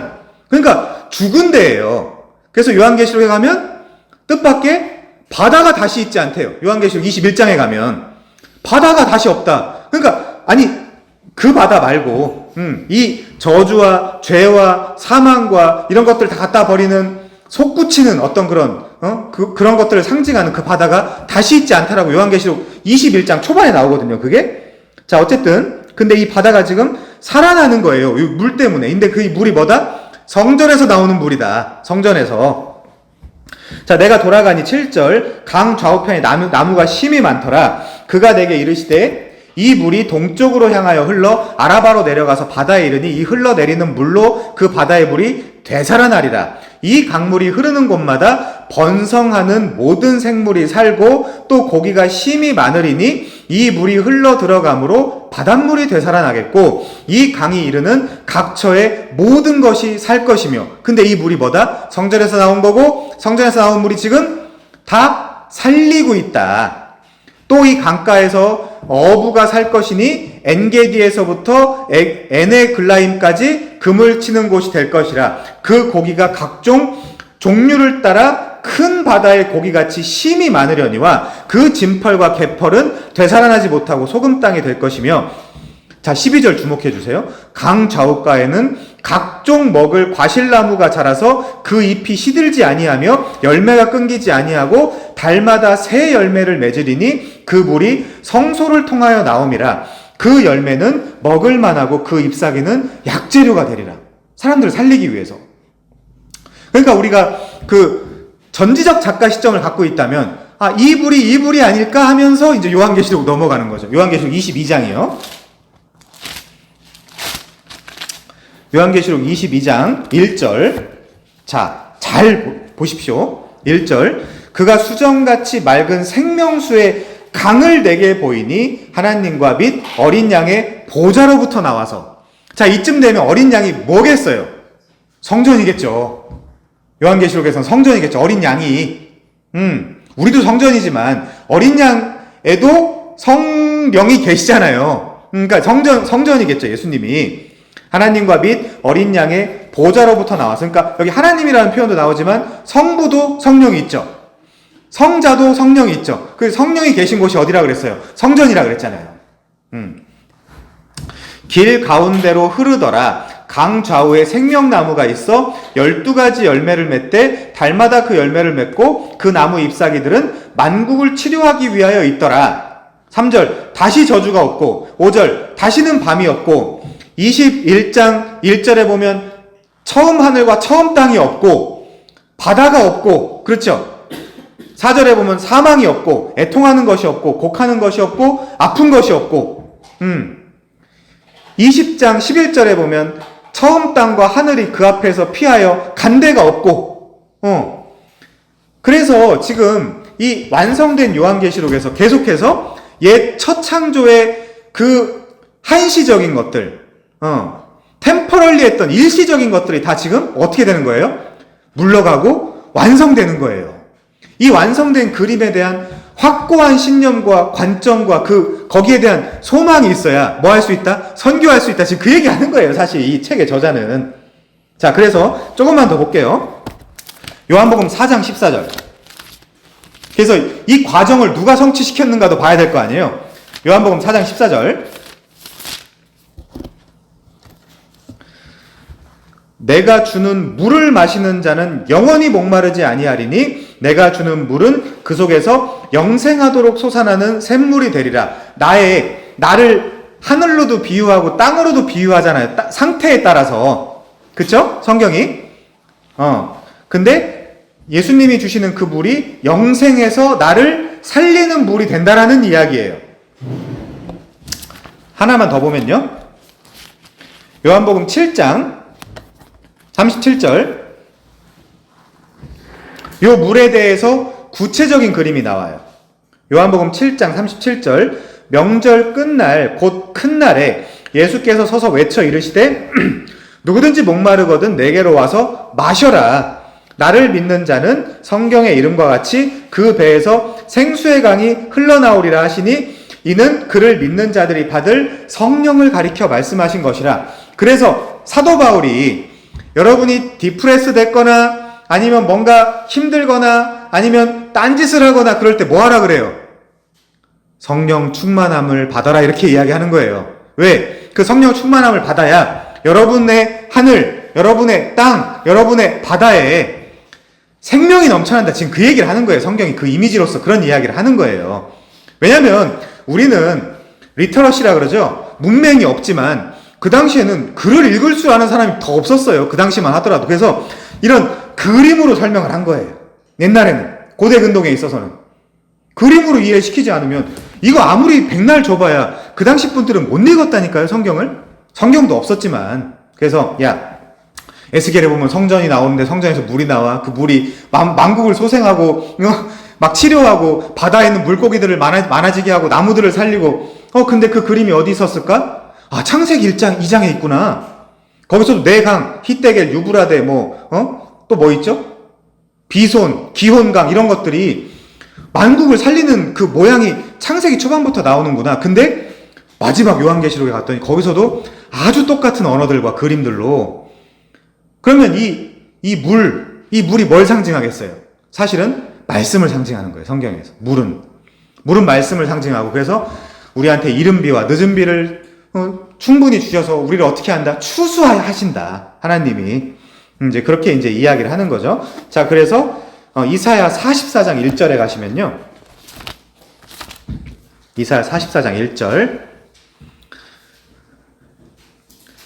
나의 종 야곱, 내가 택한 이스라엘아, 이제 들으라. 여기다 여러분의 이름을 대입하시면 돼요. 예수를 믿는다면 여러분의 이름 대입하시면 돼요. 너를 만들고 너를 모태에서부터 지어낸 너를 도와줄 여호와가 잠시 잠깐 침묵할 수 있습니다. 근데 그 침묵도 하나님의 지혜에서 나온 침묵이에요. 뭔가 더 깊게 가르치려고, 아니면 강한 나의 자식으로 만들려고. 이렇게 성경이 완벽할 수 없어요.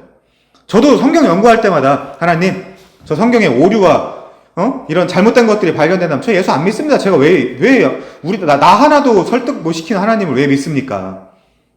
하지만 저를 계속해서 설복을 시켜가시는 하나님이죠. 자, 너를 만들고 너를 모태에서부터 지어낸 너를 도와줄 여호와가 이같이 말하노라. 나의 종 야곱, 내가 택한 여수로나 두려워하지 마라. 나는 목마른 자에게 물을 주며 마른 땅에 시내가 흐르게 하며 나의 영을 네 자손에게, 나의 복을 네 후손에게 부어주리니.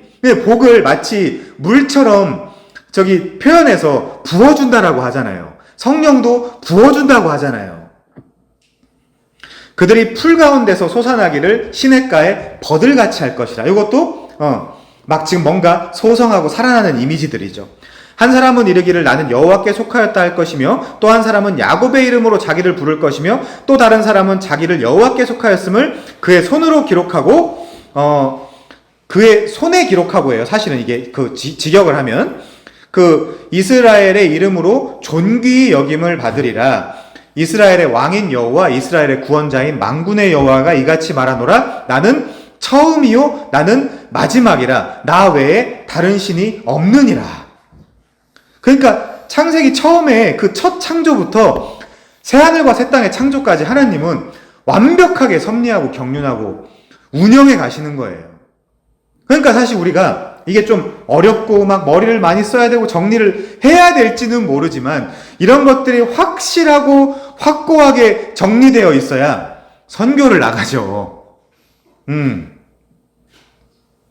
그래서 여기 우리를 도와줄 분, 여러분을 도와줄 분은 여호와다. 이 야곱의 이름이 우리를 새겨도 된다. 그래서 5절에 보면 어떤 사람은 나는 여호와께 속하였다 할 것이고, 어떤 사람은 나는 야곱의 이름으로 나는 야곱이다라고 부를 것이고, 그죠? 또 다른 사람은 자기를 여호와께 속하였음을 그의 손에 기록한다. 여러분도 나 야곱이야. 날 도와줄 분은 여호와밖에 없어. 이런 식으로 기억하고 있잖아요. 그렇게 내가 아무리 힘들다 하더라도 그 소망 가운데 살아가는 거잖아요. 근데 그때 뭘 부어준다? 물을 부어준다. 근데 그 물은 첫 번째 말씀을 상징하고, 두 번째 성령을 상징한다. 그래서 우리가 선교 나가기 전에 뭐 선교 특강은 아니지만 선교 나가기 전에 말씀에 대한 분명하고 확고한 솔리드한 그런 관점이 있어야 된다라는 것입니다. 자, 그래서 24페이지로 가면요, 책 제가 몇 분 했는지 모르겠는데 한번 볼게요. 너무 이제 과하게 하면 머리에 과부하가 오면 이게 이제 의미가 없기 때문에. 자, 조금만 더 나가겠습니다. 1시간 4분 됐네요. 자, 그래서 24페이지 가주시면요,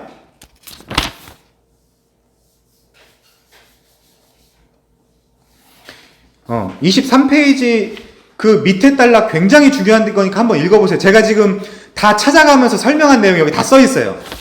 거기는 이제 한번 봐주시면 좋을 것 같고, 그래서 뭐 여러분들의 개인 노트를 만드셔서 이제 이런 거 하나하나씩, 저희 교회는 특이하게 졸업시키는 교회잖아요. 빨리빨리 졸업하고 딴 데 가가지고 막 전하셔야 되잖아요. 그러니까 이제 이런 것들을 요 A4 용지에다가 정리하셔도 좋고, 내 개인 노트에다 정리하셔도 좋고 해서 잘 정리하신 후에 빨리 졸업하셔서 빨리 다른 데 가셔가지고 알려주세요. 자, 그래서 두 번째 단락을 보시면 하나님의 임재로 가득한 이 생명수의 강은 하나님의 임재하시는 가장 깊은 곳에서 나와 만국을 향해 흐른다. 그 만국 중에 하나가 나다. 성경에서 나다. 이방. 성전에서 하나님의 거룩함은 지성소에서 최고로 나타나며 성소와 바깥 뜰을 향해 퍼져나간다. 점점 퍼져나가는 거예요. 좀 이따 설명하겠지만.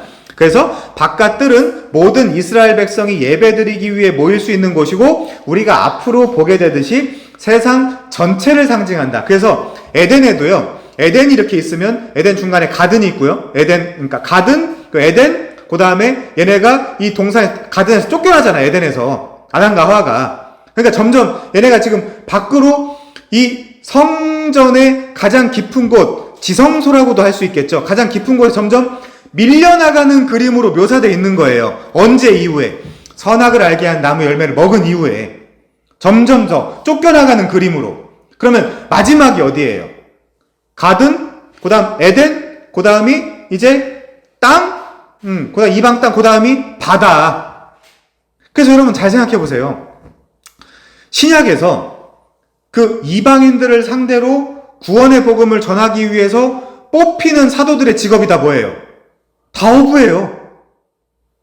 그나마 이 언약 백성들이라고 표현되어 있던 이 이스라엘 백성들을 뽑을 때는 다 무슨 동물을 먹이는 사람, 농사 짓는 사람, 다 땅에서 일하는 사람들을 뽑아요. 선지자들 이런 사람들. 근데 일부러 이 이제 이방 사역까지 나가야 되는 사람들은 일부러 제일 끄트머리, 동산, 에덴, 땅, 바다, 제일 끄트머리에서 일하는 사람들 불러다가, 그리고 그 사람들은 어부였기 때문에 제가 나누는 건 아니지만 그 당시에 문화 속에서 훌륭한 사람들이 아니었어요. 얘네가 어떻게 사역을 하고 어떻게 무슨 사도직을 감당하고 어떻게 예수 그리스도의 대사명을 감당해서 무슨 서버나 사마리아 땅끝까지 스페인까지 가가지고 복음을 전하냐? 라는 게 의심스러울 정도의 사람들만 뽑았어요. 바다에서 일했던 사람들. 근데 그런 것들이 다 상징적인 의미들을 담고 있는 거예요. 성경에서.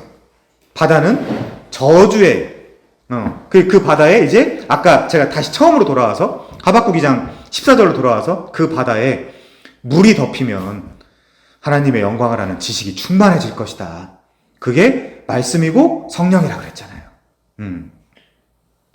그래서 이제 우리가 단순하게라도 이제 그 물이 바다 덮음 같이 그 찬양을 부를 때 그래 내가 이제 찬양을 부를 때도 그 의미들을 좀 생각하면서 불러야 되겠다.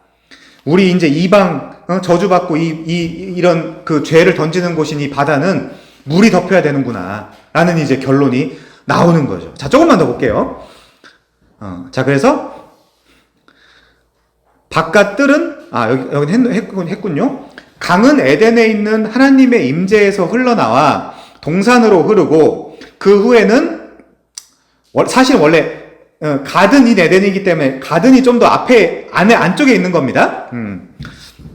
그 후에는 언젠가 온 민족이 거주하게 될 지상의 나머지 지역까지 흐른다. 거기를 어디로 표현한다? 바다로 표현한다. 성경에서. 하늘, 땅, 바다. 하늘, 땅, 바다. 제가 여기다 써놨는데 찾아보진 않을게요. 출애굽기 20장 4절, 출애굽기 20장 11절, 시편 146편 6절, 느헤미야 9장 6절, 요한계시록 10장 6절 다 이 세상은 삼중 구조로 설명하는데 하늘, 땅, 바다로 하나님이 지었다 이렇게 나와 있어요. 점점 멀어지는 거예요. 하늘에서. 하늘도 3층이잖아요. 셋째 하늘, 1층, 2층, 3층이잖아요. 세 번째 하늘. 그런 식으로. 거기서 점점 하나님에게서 뭔가 선악을 알게 한 나무 열매를 먹고 점점 멀어져가는 그림을 그려주고 있다. 자, 그래서 에덴은 거룩의 점진적 확대가 나타나고 하나님이 임재하시는 성전은 에덴과 지성소의 가장 깊은 곳에서부터 온 민족이 살게 될 바깥 세상과 육지를 향해 그리고 심지어는 바다를 향해 나아간다. 그러면 사실 여기서도 그 원리가 나오는 거예요. 선교의 어떤 그런 원리, 프린스플이 나오는 거예요. 뭐냐면 그러면 결국에 그 에덴 중심가인 동산에서 거니시는 하나님과 함께하게 하기 위해 내 가족을, 내 친구를 함께하기 위해서 하게 하기 위해서 바다에 거하고 있는 사람들에게 복음을 전하는 거구나 라는 어떤 그런 과정적인 우리의 그 깨달음이 나오는 거예요. 여기서 아 그렇구나, 나도 돌아가야 되고, 첫 번째 당연히 내가 돌아가야 되겠죠.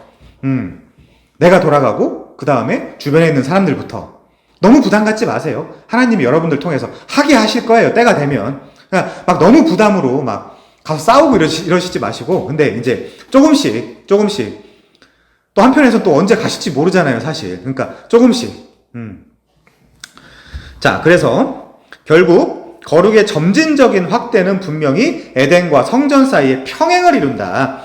성소의 생명나무를 닮은 등잔대와 제사장의 양식이 임재의 떡이 있는 것처럼 에덴 동산에서도 생명나무가 있고, 제가 그거 이제 절대형 부정사라 그랬잖아요. 다른 열매들을 반드시 먹어야 된다.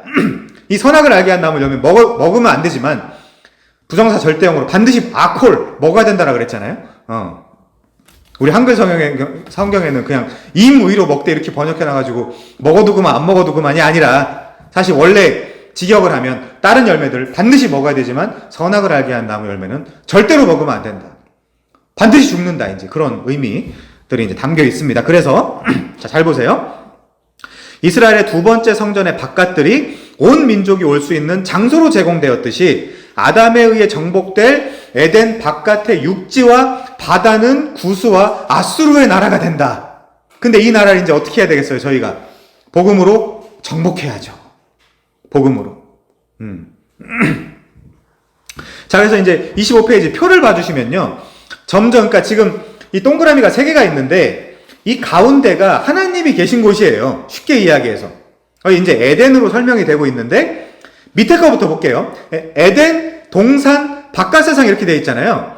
영어 성경에 이제 가든인 에덴으로 되어 있기 때문에 사실은 이제 그 가든이 제일 안에 있는 거고, 이제 에덴이 그 밖에 있는 거로 이제 여러분들이 교정을 하세요. 이건 좀 잘못 나온 겁니다. 원어에도 이제 가든이 에덴 안에 있다라고 이제 되어 있기 때문에 요거는 좀 여러분들이 교정을 하시면 좋을 것 같아요. 그래서 어쨌든 그게 중요한 게 아니라 에덴이 아까 뭐라? 성전이다. 그 지성소가 뭐라? 성전이다. 그래서 이제 에덴에서 좀 더 쫓겨나서 이제 동산이라고 안 할게요.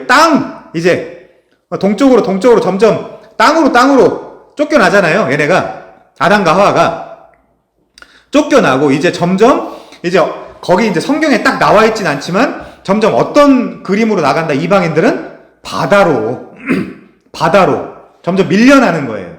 하나님에게서. 자, 윗그림을 보시면요. 하나님이 있는 데서 거기가 지성소죠. 근데 지극히 성스러운 장소라고 생각하시면 됩니다. 그 다음에 성소로 밀려나고, 그 다음에 바깥 뜰로 밀려나는 거예요. 바깥 뜰에서는 여러분들도 이제 아시겠지만 거기서는 이 이스라엘 백성들이 뭐 했어요? 제사장들이랑 거기서 시녀들이랑 막 그룹 섹스하고 막 그랬거든요. 성경에 보면.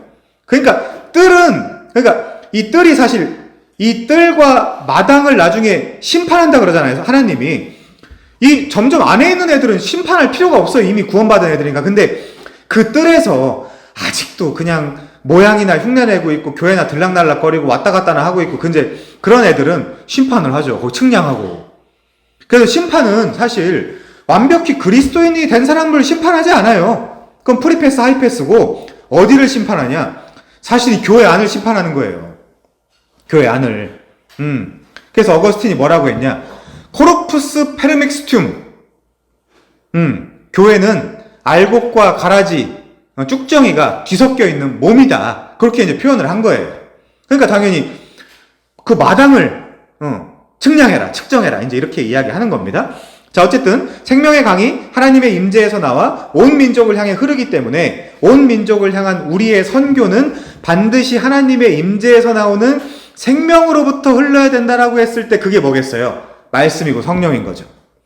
그래서 말씀 충만, 성령 충만을 해야 선교할 수 있다. 그 이야기를 하는 거예요. 저자가 지금. 예.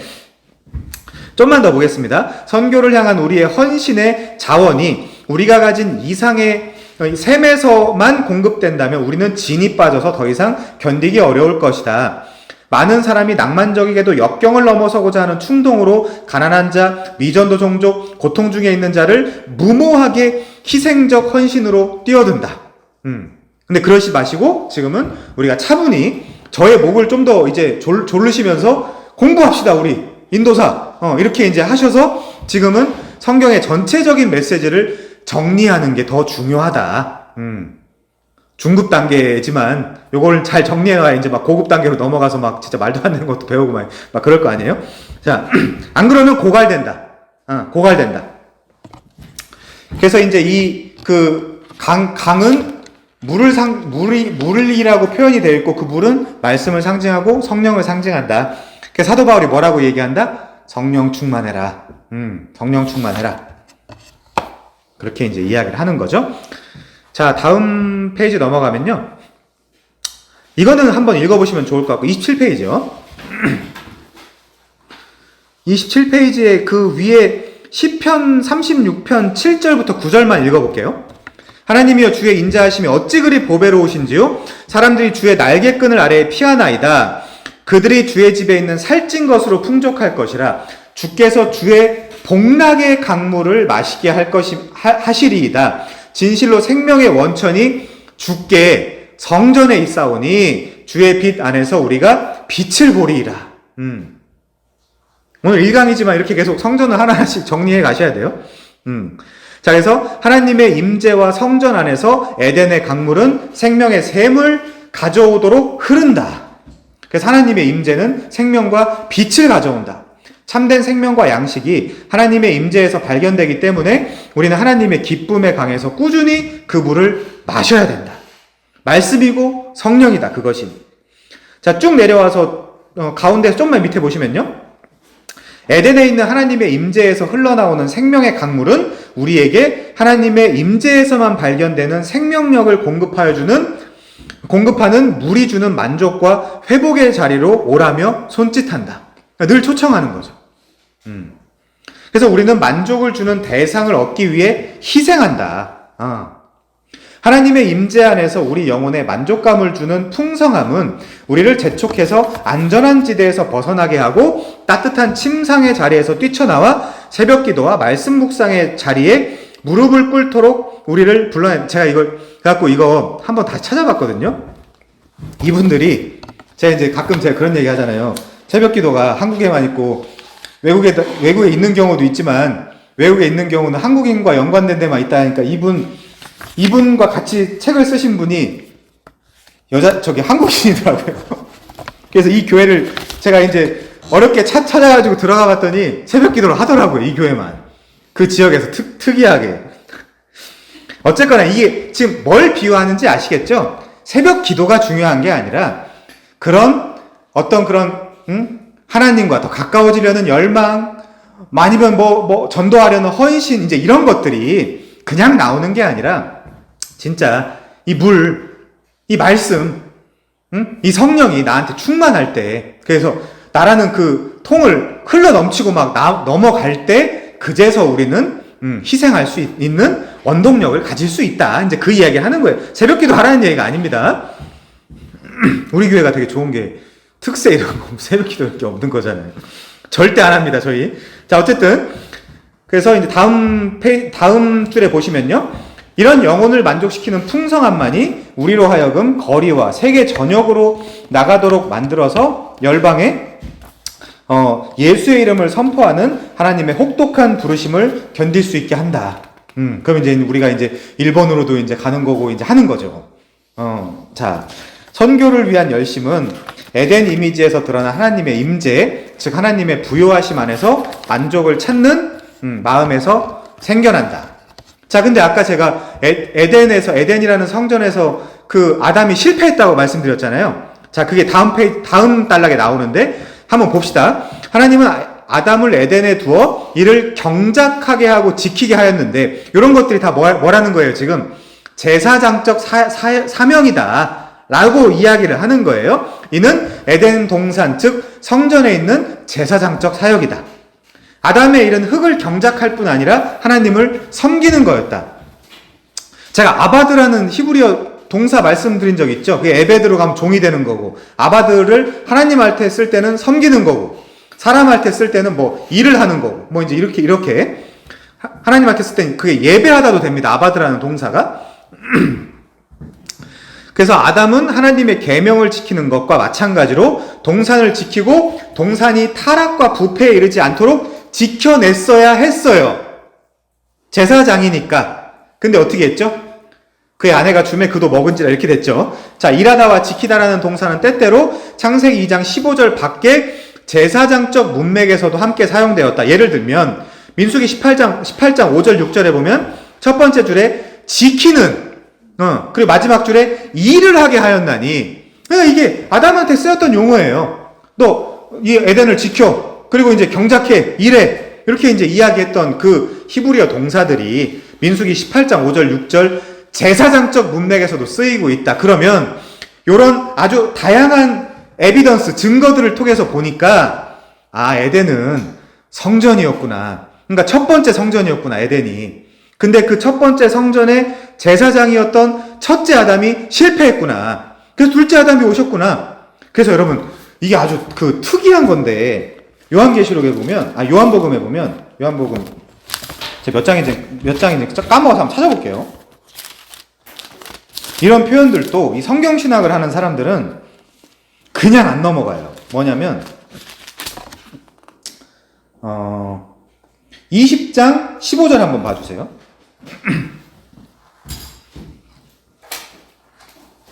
요한복음 20장 15절 예수께서 이르시되 여자여 어찌하여 울며 누구를 찾느냐 하시니 마리아는 그가 동산지기인 줄 알았다. 주여 당신이 옮겼거든 어디에 두었는지 내게 이르소서 그리하면 내가 가져가리이다. 여기 동산지기라는 표현이 나오죠. 성경신학자들은 이 동산지기가 그래서 그 창세기에 나오는 그 에덴 동산을 지켰던 아담은 모형이고 이게 진짜 그림이다라고까지 이야기를 해요. 이 동산지기가. 드디어 이 갈보리에서 갈보리에 성전을 세우시고 이 동산지기, 이 제사장에서 드디어 만국으로 퍼져나가는 그 은혜의 물이 쏟아지겠구나. 까지 이제 여기서 이제 아까 메아리 친다라는 표현이 나왔지만 이 그림을 보는 거예요. 신학자들이. 동산직이라는 표현을 이 사도 요한이 제가 이제 요한복음을 설교한 적은 거의 없지만 사도 요한은 결코 간단한 인물이 아니에요. 이 한 단어, 상징 이런 것들이 다 구약에 나와 있는 모든 그런 의미들을 반영하는. 그래서 우리가 구원이란 무엇인가도 참 배웠는데 김세현 박사님 같은 경우는 자기는 요한복음이 제일 힘들다 성경에서. 코인의 방언, 헬라어 그 시장 언어로 써 있지만 요한복음이 난 제일 어렵고 아직도 잘 모르겠다. 뭐 그런 얘기를 많이 하시거든요. 그러니까 이제 요한복음이 약 그런 이제 상징. 사실 요한을 통해서 요한 묵시록을 쓴 거잖아요. 어떤 면에서. 그러니까 이제 요한이라는 사람이 사실은 결코 간단한 인물이 아니죠. 그래서 이제 요런 동산지기라는 것도 사실 이제 그런 의미들을 우리가 이제 읽어낼 수 있습니다. 자, 그래서 일단 이 아담이 실패했다. 자, 28페이지 제일 밑에 달락 보시면요. 제사장은 성소를 부패와 오염으로부터 지키고 성막에서 섬기는 일을 해야 한다. 이와 마찬가지로 아담도 성전에서 제사장으로서 하나님을 섬기고 성전을 타락으로부터 지키는 일을 했어야 한다. 근데 실패했죠. 다음 페이지요. 하나님은 세 번째 단락. 하나님은 아담에게 동산을 지키라고 명령하신 후에 하나님의 계명도 지켜야 한다라고 명령하셨다. 안 지키면 어떻게 되죠? 죽는 거죠.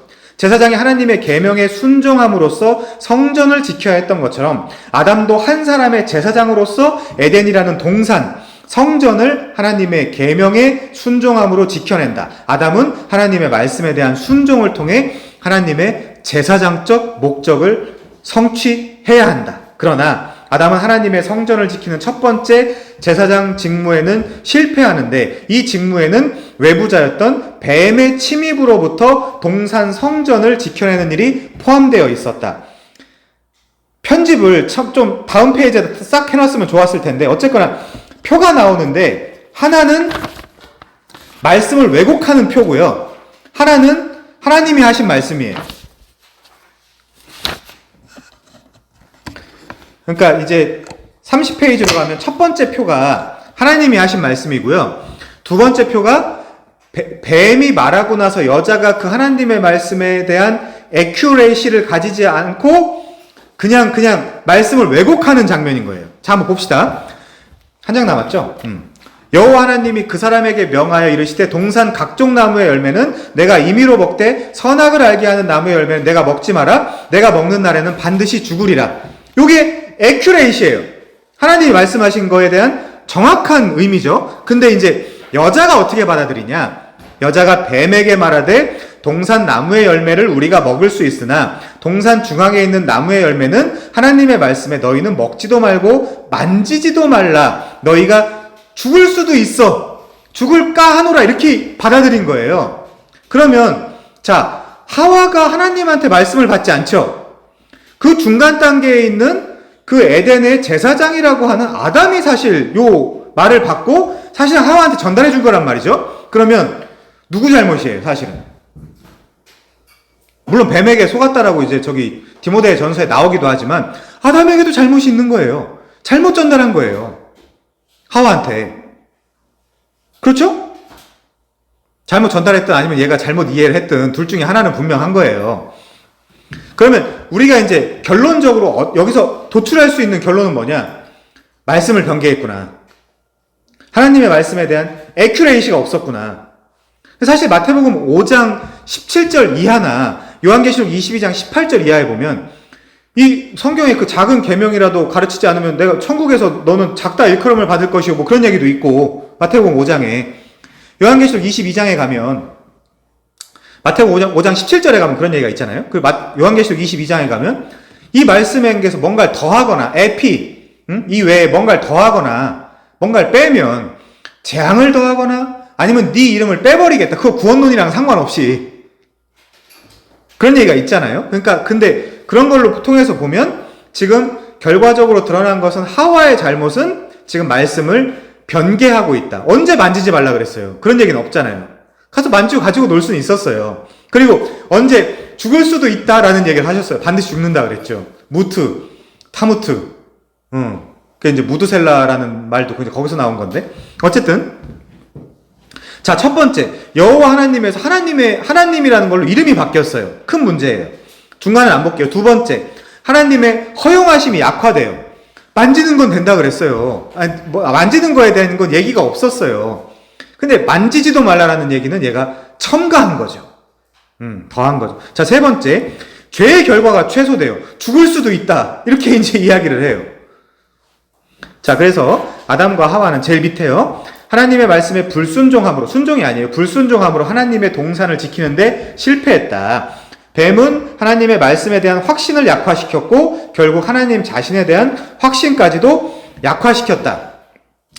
어쨌거나 제사장으로서 하와의 이런 일들을 막지 못한 것은 제사장으로서의 책무를 방기한 것이죠. 그래서 아담도 심판을 받는 거예요. 그 가정의 머리이기도 하고 예수 그리스도의 상징이기도 하고. 그래서 사실 요즘 시대엔 안 맞는 성구이긴 하지만 집에 가서 배우라 그러잖아요, 여자들은.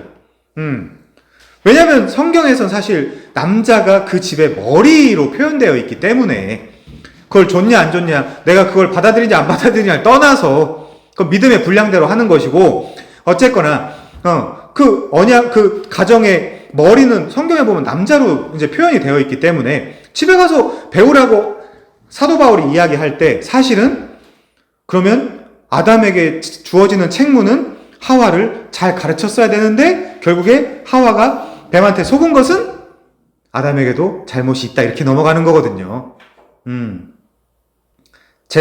제사장적 직무를 잘못했다 라고 이제 넘어가는 거거든요. 자, 그렇기 때문에 이렇게 이제 이야기를 하는 겁니다. 자, 그래서 칼빈 얘기 안 읽어도 되고요. 사실 동의하지도 않습니다, 별로. 자, 31페이지 두 번째 단락. 하나님의 말씀에 대한 보호가 제거될 때 이 세상의 유혹은 더욱 거세진다. 그래서 사실은 우리는 말씀을 많이 배우긴 해야 돼요. 그리고 여러분도 당연히 가르치는 자로 서셔야 돼요. 언젠가는 가르치는 자로 서셔야 된다. 그게 당연히 에아드에서 하실 수도 있고 다른 데서 하실 수도 있고. 자, 그래서 다음 단락 보시면요. 아담과 하와는 하나님의 말씀을 지키지 못함으로 동산 성전을 침입자에게서 지켜내는 제사장적 부르심과 목적을 이루는데 실패했다. 다음 줄이요. 우리는 장차 하나님의 임재가 예수님의 희생을 통해 회복될 때에 우리의 목적 또한 제사장의 나라요 거룩한 백성으로서 하나님의 진정한 종말에 성전을 섬기는 모양으로 회복되는 광경을 볼 것이다. 그래서 우리가 한번 가서 볼까요? 베드로전서 2장 9절 가서 보시면요.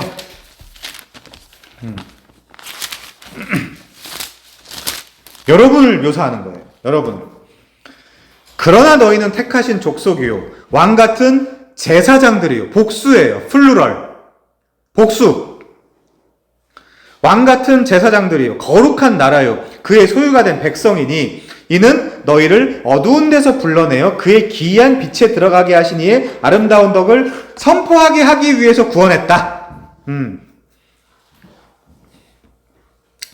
그러니까 쉬운 말로 전도하게 하기 위해서 구원했다. 그렇게 이제 우리가 볼 수 있는 거죠. 자, 그래서 우리도 예수님이 대제사장이지만 우리도 뭐다? 제사장이다. 왕 같은. 근데 그의 기이하신 빛에 들어가게 하신 이의 아름다운 덕을 선전하게 하기 위해서 제사장으로 삼으셨다. 그럼 뭐 해야 되겠어요? 제사장이 뭐 하는 거예요? 제사 지내는 거잖아요. 무슨 재물 갖고, 이제 무슨 재물 갖고? 예수 그리스도 재물 갖고. 그럼 그게 어떻게 하면 되겠어요, 이제? 그 제사가 뭐겠어요? 복음 전하는 거죠. 간단하죠. 그래서 신약은 다 쳐내요. 구약에 있는 그 복잡한 모든 무슨 의식법, 제사법, 뭐 도덕법은 남았다가 도덕법도 다 쳐내요. 그 성령이 나를 잠식할 때 완전히 당연히 도덕적인 사람이 되죠. 제가 왜 도덕과 윤리를 무시하겠습니까? 당연히 성령과 함께하면 도덕적인 사람이 되고 아름다운 향기를 가진 사람이 되고 예수 그리스도의 편지가 되고 하는 거죠. 당연히 누가 봐도 인정할 만한. 자, 그래서 인간의 마음속에 있는 목표를 향한 갈망은 하나님의 임재 안에서 인생을 살아가는 목적을 따라 살아갈 때 만족을 얻는다.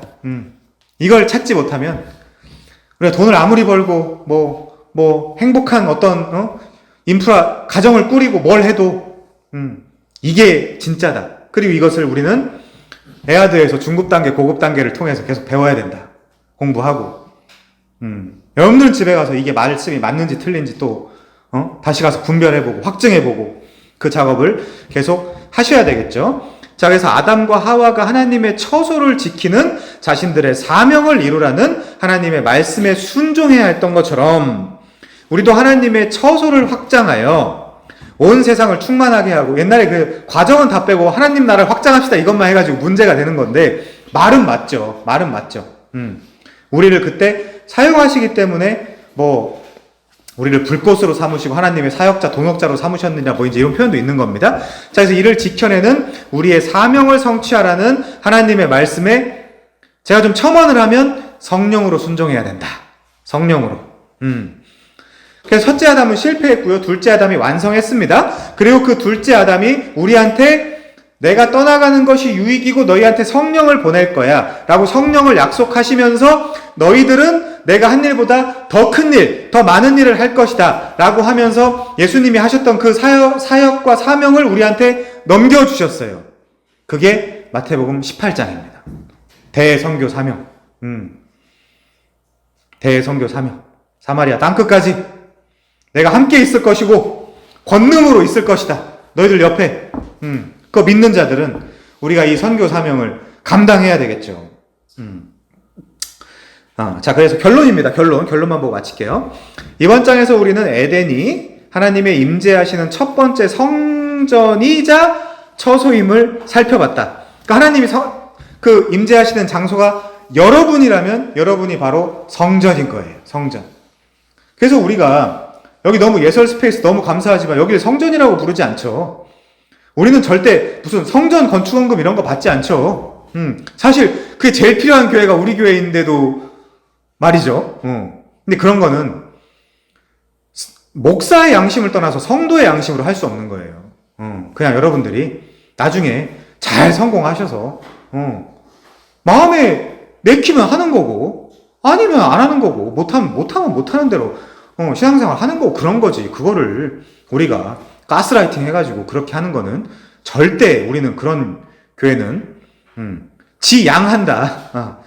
그런 사기를 칠 수는 없다라는 말씀 분명히 드립니다. 자, 그래서 결국 에덴은 인생이 만족을 얻는 장소다. 내 안에 에덴이 이루어져야 되고 내 안이 우라노스가 돼야 된다. 거기는 좀이나 동록이 해하지 못하는 곳이다.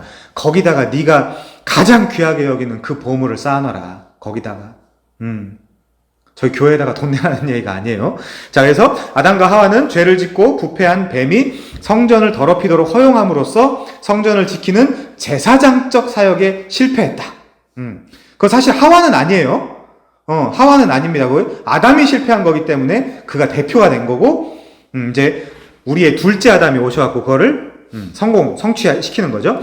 제사장적 역할을 잃어버리고 두 그룹이 동산, 즉 성전을 지키는 책임을 넘겨받는다. 누가 하나님의 임재로 돌아가는 길을 열 것인가? 예수 그리스도죠. 예수 그리스도. 그래서 우리 인생은 에덴 동편으로 영원히 내박쳐진 것인가? 예수님은 자신의 몸을 희생함으로써 하나님의 임재로 돌아가는 길을 활짝 여섰다. 히브리서에 나오죠? 그 몸이 찢기시고, 그 몸이 휘장이니라라고 하셨잖아요. 그 휘장이 찢기면서 어떻게 됐죠? 우리가 그 지성소로 얼마든지 왔다 갔다 할 수 있는 그 길이, 해호도스가 열렸죠. 호도스 길. 그 길이 열렸습니다. 그래서 예수님이 그 길을 열었다고도 표현하고 성경에는. 다 비유니까. 예수님이 휘장은 아니잖아요. 그리고 예수님이 그 길이다라고 이제 표현하기도 하고, 내가 진리고 길이고 생명이다라고 예수님이 말씀하시잖아요. 스스로. 그래서 그 결과 생명을 주는 물이 에덴에서 흘러나와, 에덴은 성전이고 지금 성전은 어디다? 예수님이고, 또 지금 우리로 표현하면 우리 안에 성령이 물을 주신다. 이는 그들이 받을 성령을 가리켜 말씀하신 것이라. 지금은 예수님을 믿는 자 안에서 그리고 그들을 통해서 흐른다. 그래서 여러분들이 사실 기도해야 될 거는 일상의 필요, 당연히 기도해야 되죠. 빌립보서에 보면 감사함으로 아뢰라고 했으니까 그것도 약속이니까 그 필요도 구해야 됩니다. 근데 우리가 분명히 구해야 될 것은, 아니 그 부모가 전가를 주고 뱀을 주겠냐? 아니다. 그 부모는, 그 선한 부모는 너희에게 뭘 준다? 성령을 준다. 성령을 주면 그 성령이 여러분들을 잠식하고, 여러분들을 컨트롤하고 다스릴 때 여러분들의 두려움이나 걱정이나 근심이나 이런 것들이 조금씩 사라지는 거거든요. 그런 원리를 여러분들이 잘 이해해 주셨으면 하는 부탁에서 이제 제가 이런 강의를 말씀을 드립니다. 자, 그래서 생명을 주는 물이 에덴에서 흘러나와 지금은 예수님을 믿는 자 안에서, 여러분 안에서, 그리고 여러분을 통해서 흐른다. 이들은 그 속에서 영원토록 솟아나는 샘물이 될 것이다. 자, 그래서 이번 장에서는 우리가 에덴이 첫 번째 예배 장소임을 확실히 했고요. 에덴이 하나님의 임재가 거했던 장소, 하나님이 뭐 했다고 아까? 걸어 다녔다고요. 거기서 거니셨다. 그래서 거기만이 만족을 찾을 수 있는 유일한 장소였다라는 걸 우리가 변증을 했습니다. 그리고 이제 오늘 그 물에 대한 변증했던 거 잘 기억해 주시고, 다른 분들한테도 잘 나중에 기회가 되시면 가르쳐 주시면 좋겠습니다. 하나님의 계획은 정적이지 않으며 동적이라는 거예요. 아담은 하나님의 임재로 온 세상을 채울 때까지 에덴을 확장해야 됐다. 하나님의 계획이 정적이지 않다라는 건 좀 오해의 소지가 있네요. 어쨌거나, 자, 그래서 우리가 요한계시록 22장 1절부터 5절까지만 한 번 더 음미하고 오늘 강의를 마치겠습니다. 요한계시록 22장 1절에서 5절이요. 오늘 배운 거 이제 잘 상기해 주시면서 쭉 한번 보시면서 마치겠습니다. 제가 읽을게요. 요한계시록 22장 1절부터 5절까지입니다. 또 그가 수정같이 맑은 생명수의 강을 내게 보이니 하나님과 및 어린 양의 보좌로부터 나와서, 거기가 성전이잖아요 지금. 예수님 성전, 성전으로부터 나와서 길 가운데로 흐르더라. 강 좌우에 생명나무가 있어 선악과는 없습니다. 이제 12가지 열매를 맺되 달마다 그 열매를 맺고 그 나무 잎사귀들은 만국을 치료하기 위해 있더라. 에스겔서에 있는 47장에 있는데 표현이랑 똑같아요. 아주. 다시 저주가 없으며 하나님과 그 어린 양의 보좌가 그 가운데 있으리니 그의 종들이 그를 섬기며 그의 얼굴을 볼 터이요 그 이름도 그들의 이마에 있으리라. 다시 밤이 없겠고 등불과 햇빛이 쓸 데가 없으니 주 하나님이 그들에게 빛이심이라. 그분이 빛이에요. 하나님이. 예수님이 우리의 빛이고. 근데 빛이 우리가 아니에요. 사실 그 문맥은 유대인한테 왔는데 자기 백성이 알아보지 못하더라. 이제 이렇게 요한복음에 나오는 건데, 어쨌든 그래서 주 하나님이 그들에게 빛이심이라 그들이 세세토록 왕노릇하리로다. 요게 이제 우리가 확고히 해야 할 우리의 소망이며 사실 우리의 선교의 원동력이기도 한 거죠. 점점 그 동산에서 에덴으로, 에덴에서 땅으로, 동쪽으로, 그래서 이제 바다로 쫓겨나간 이방인들, 심지어 우리의 가족들, 친구들한테 기회가 될 때마다 점점 더 복음을 전하는 저와 여러분이 되면 좋겠습니다. 함께 기도하겠습니다.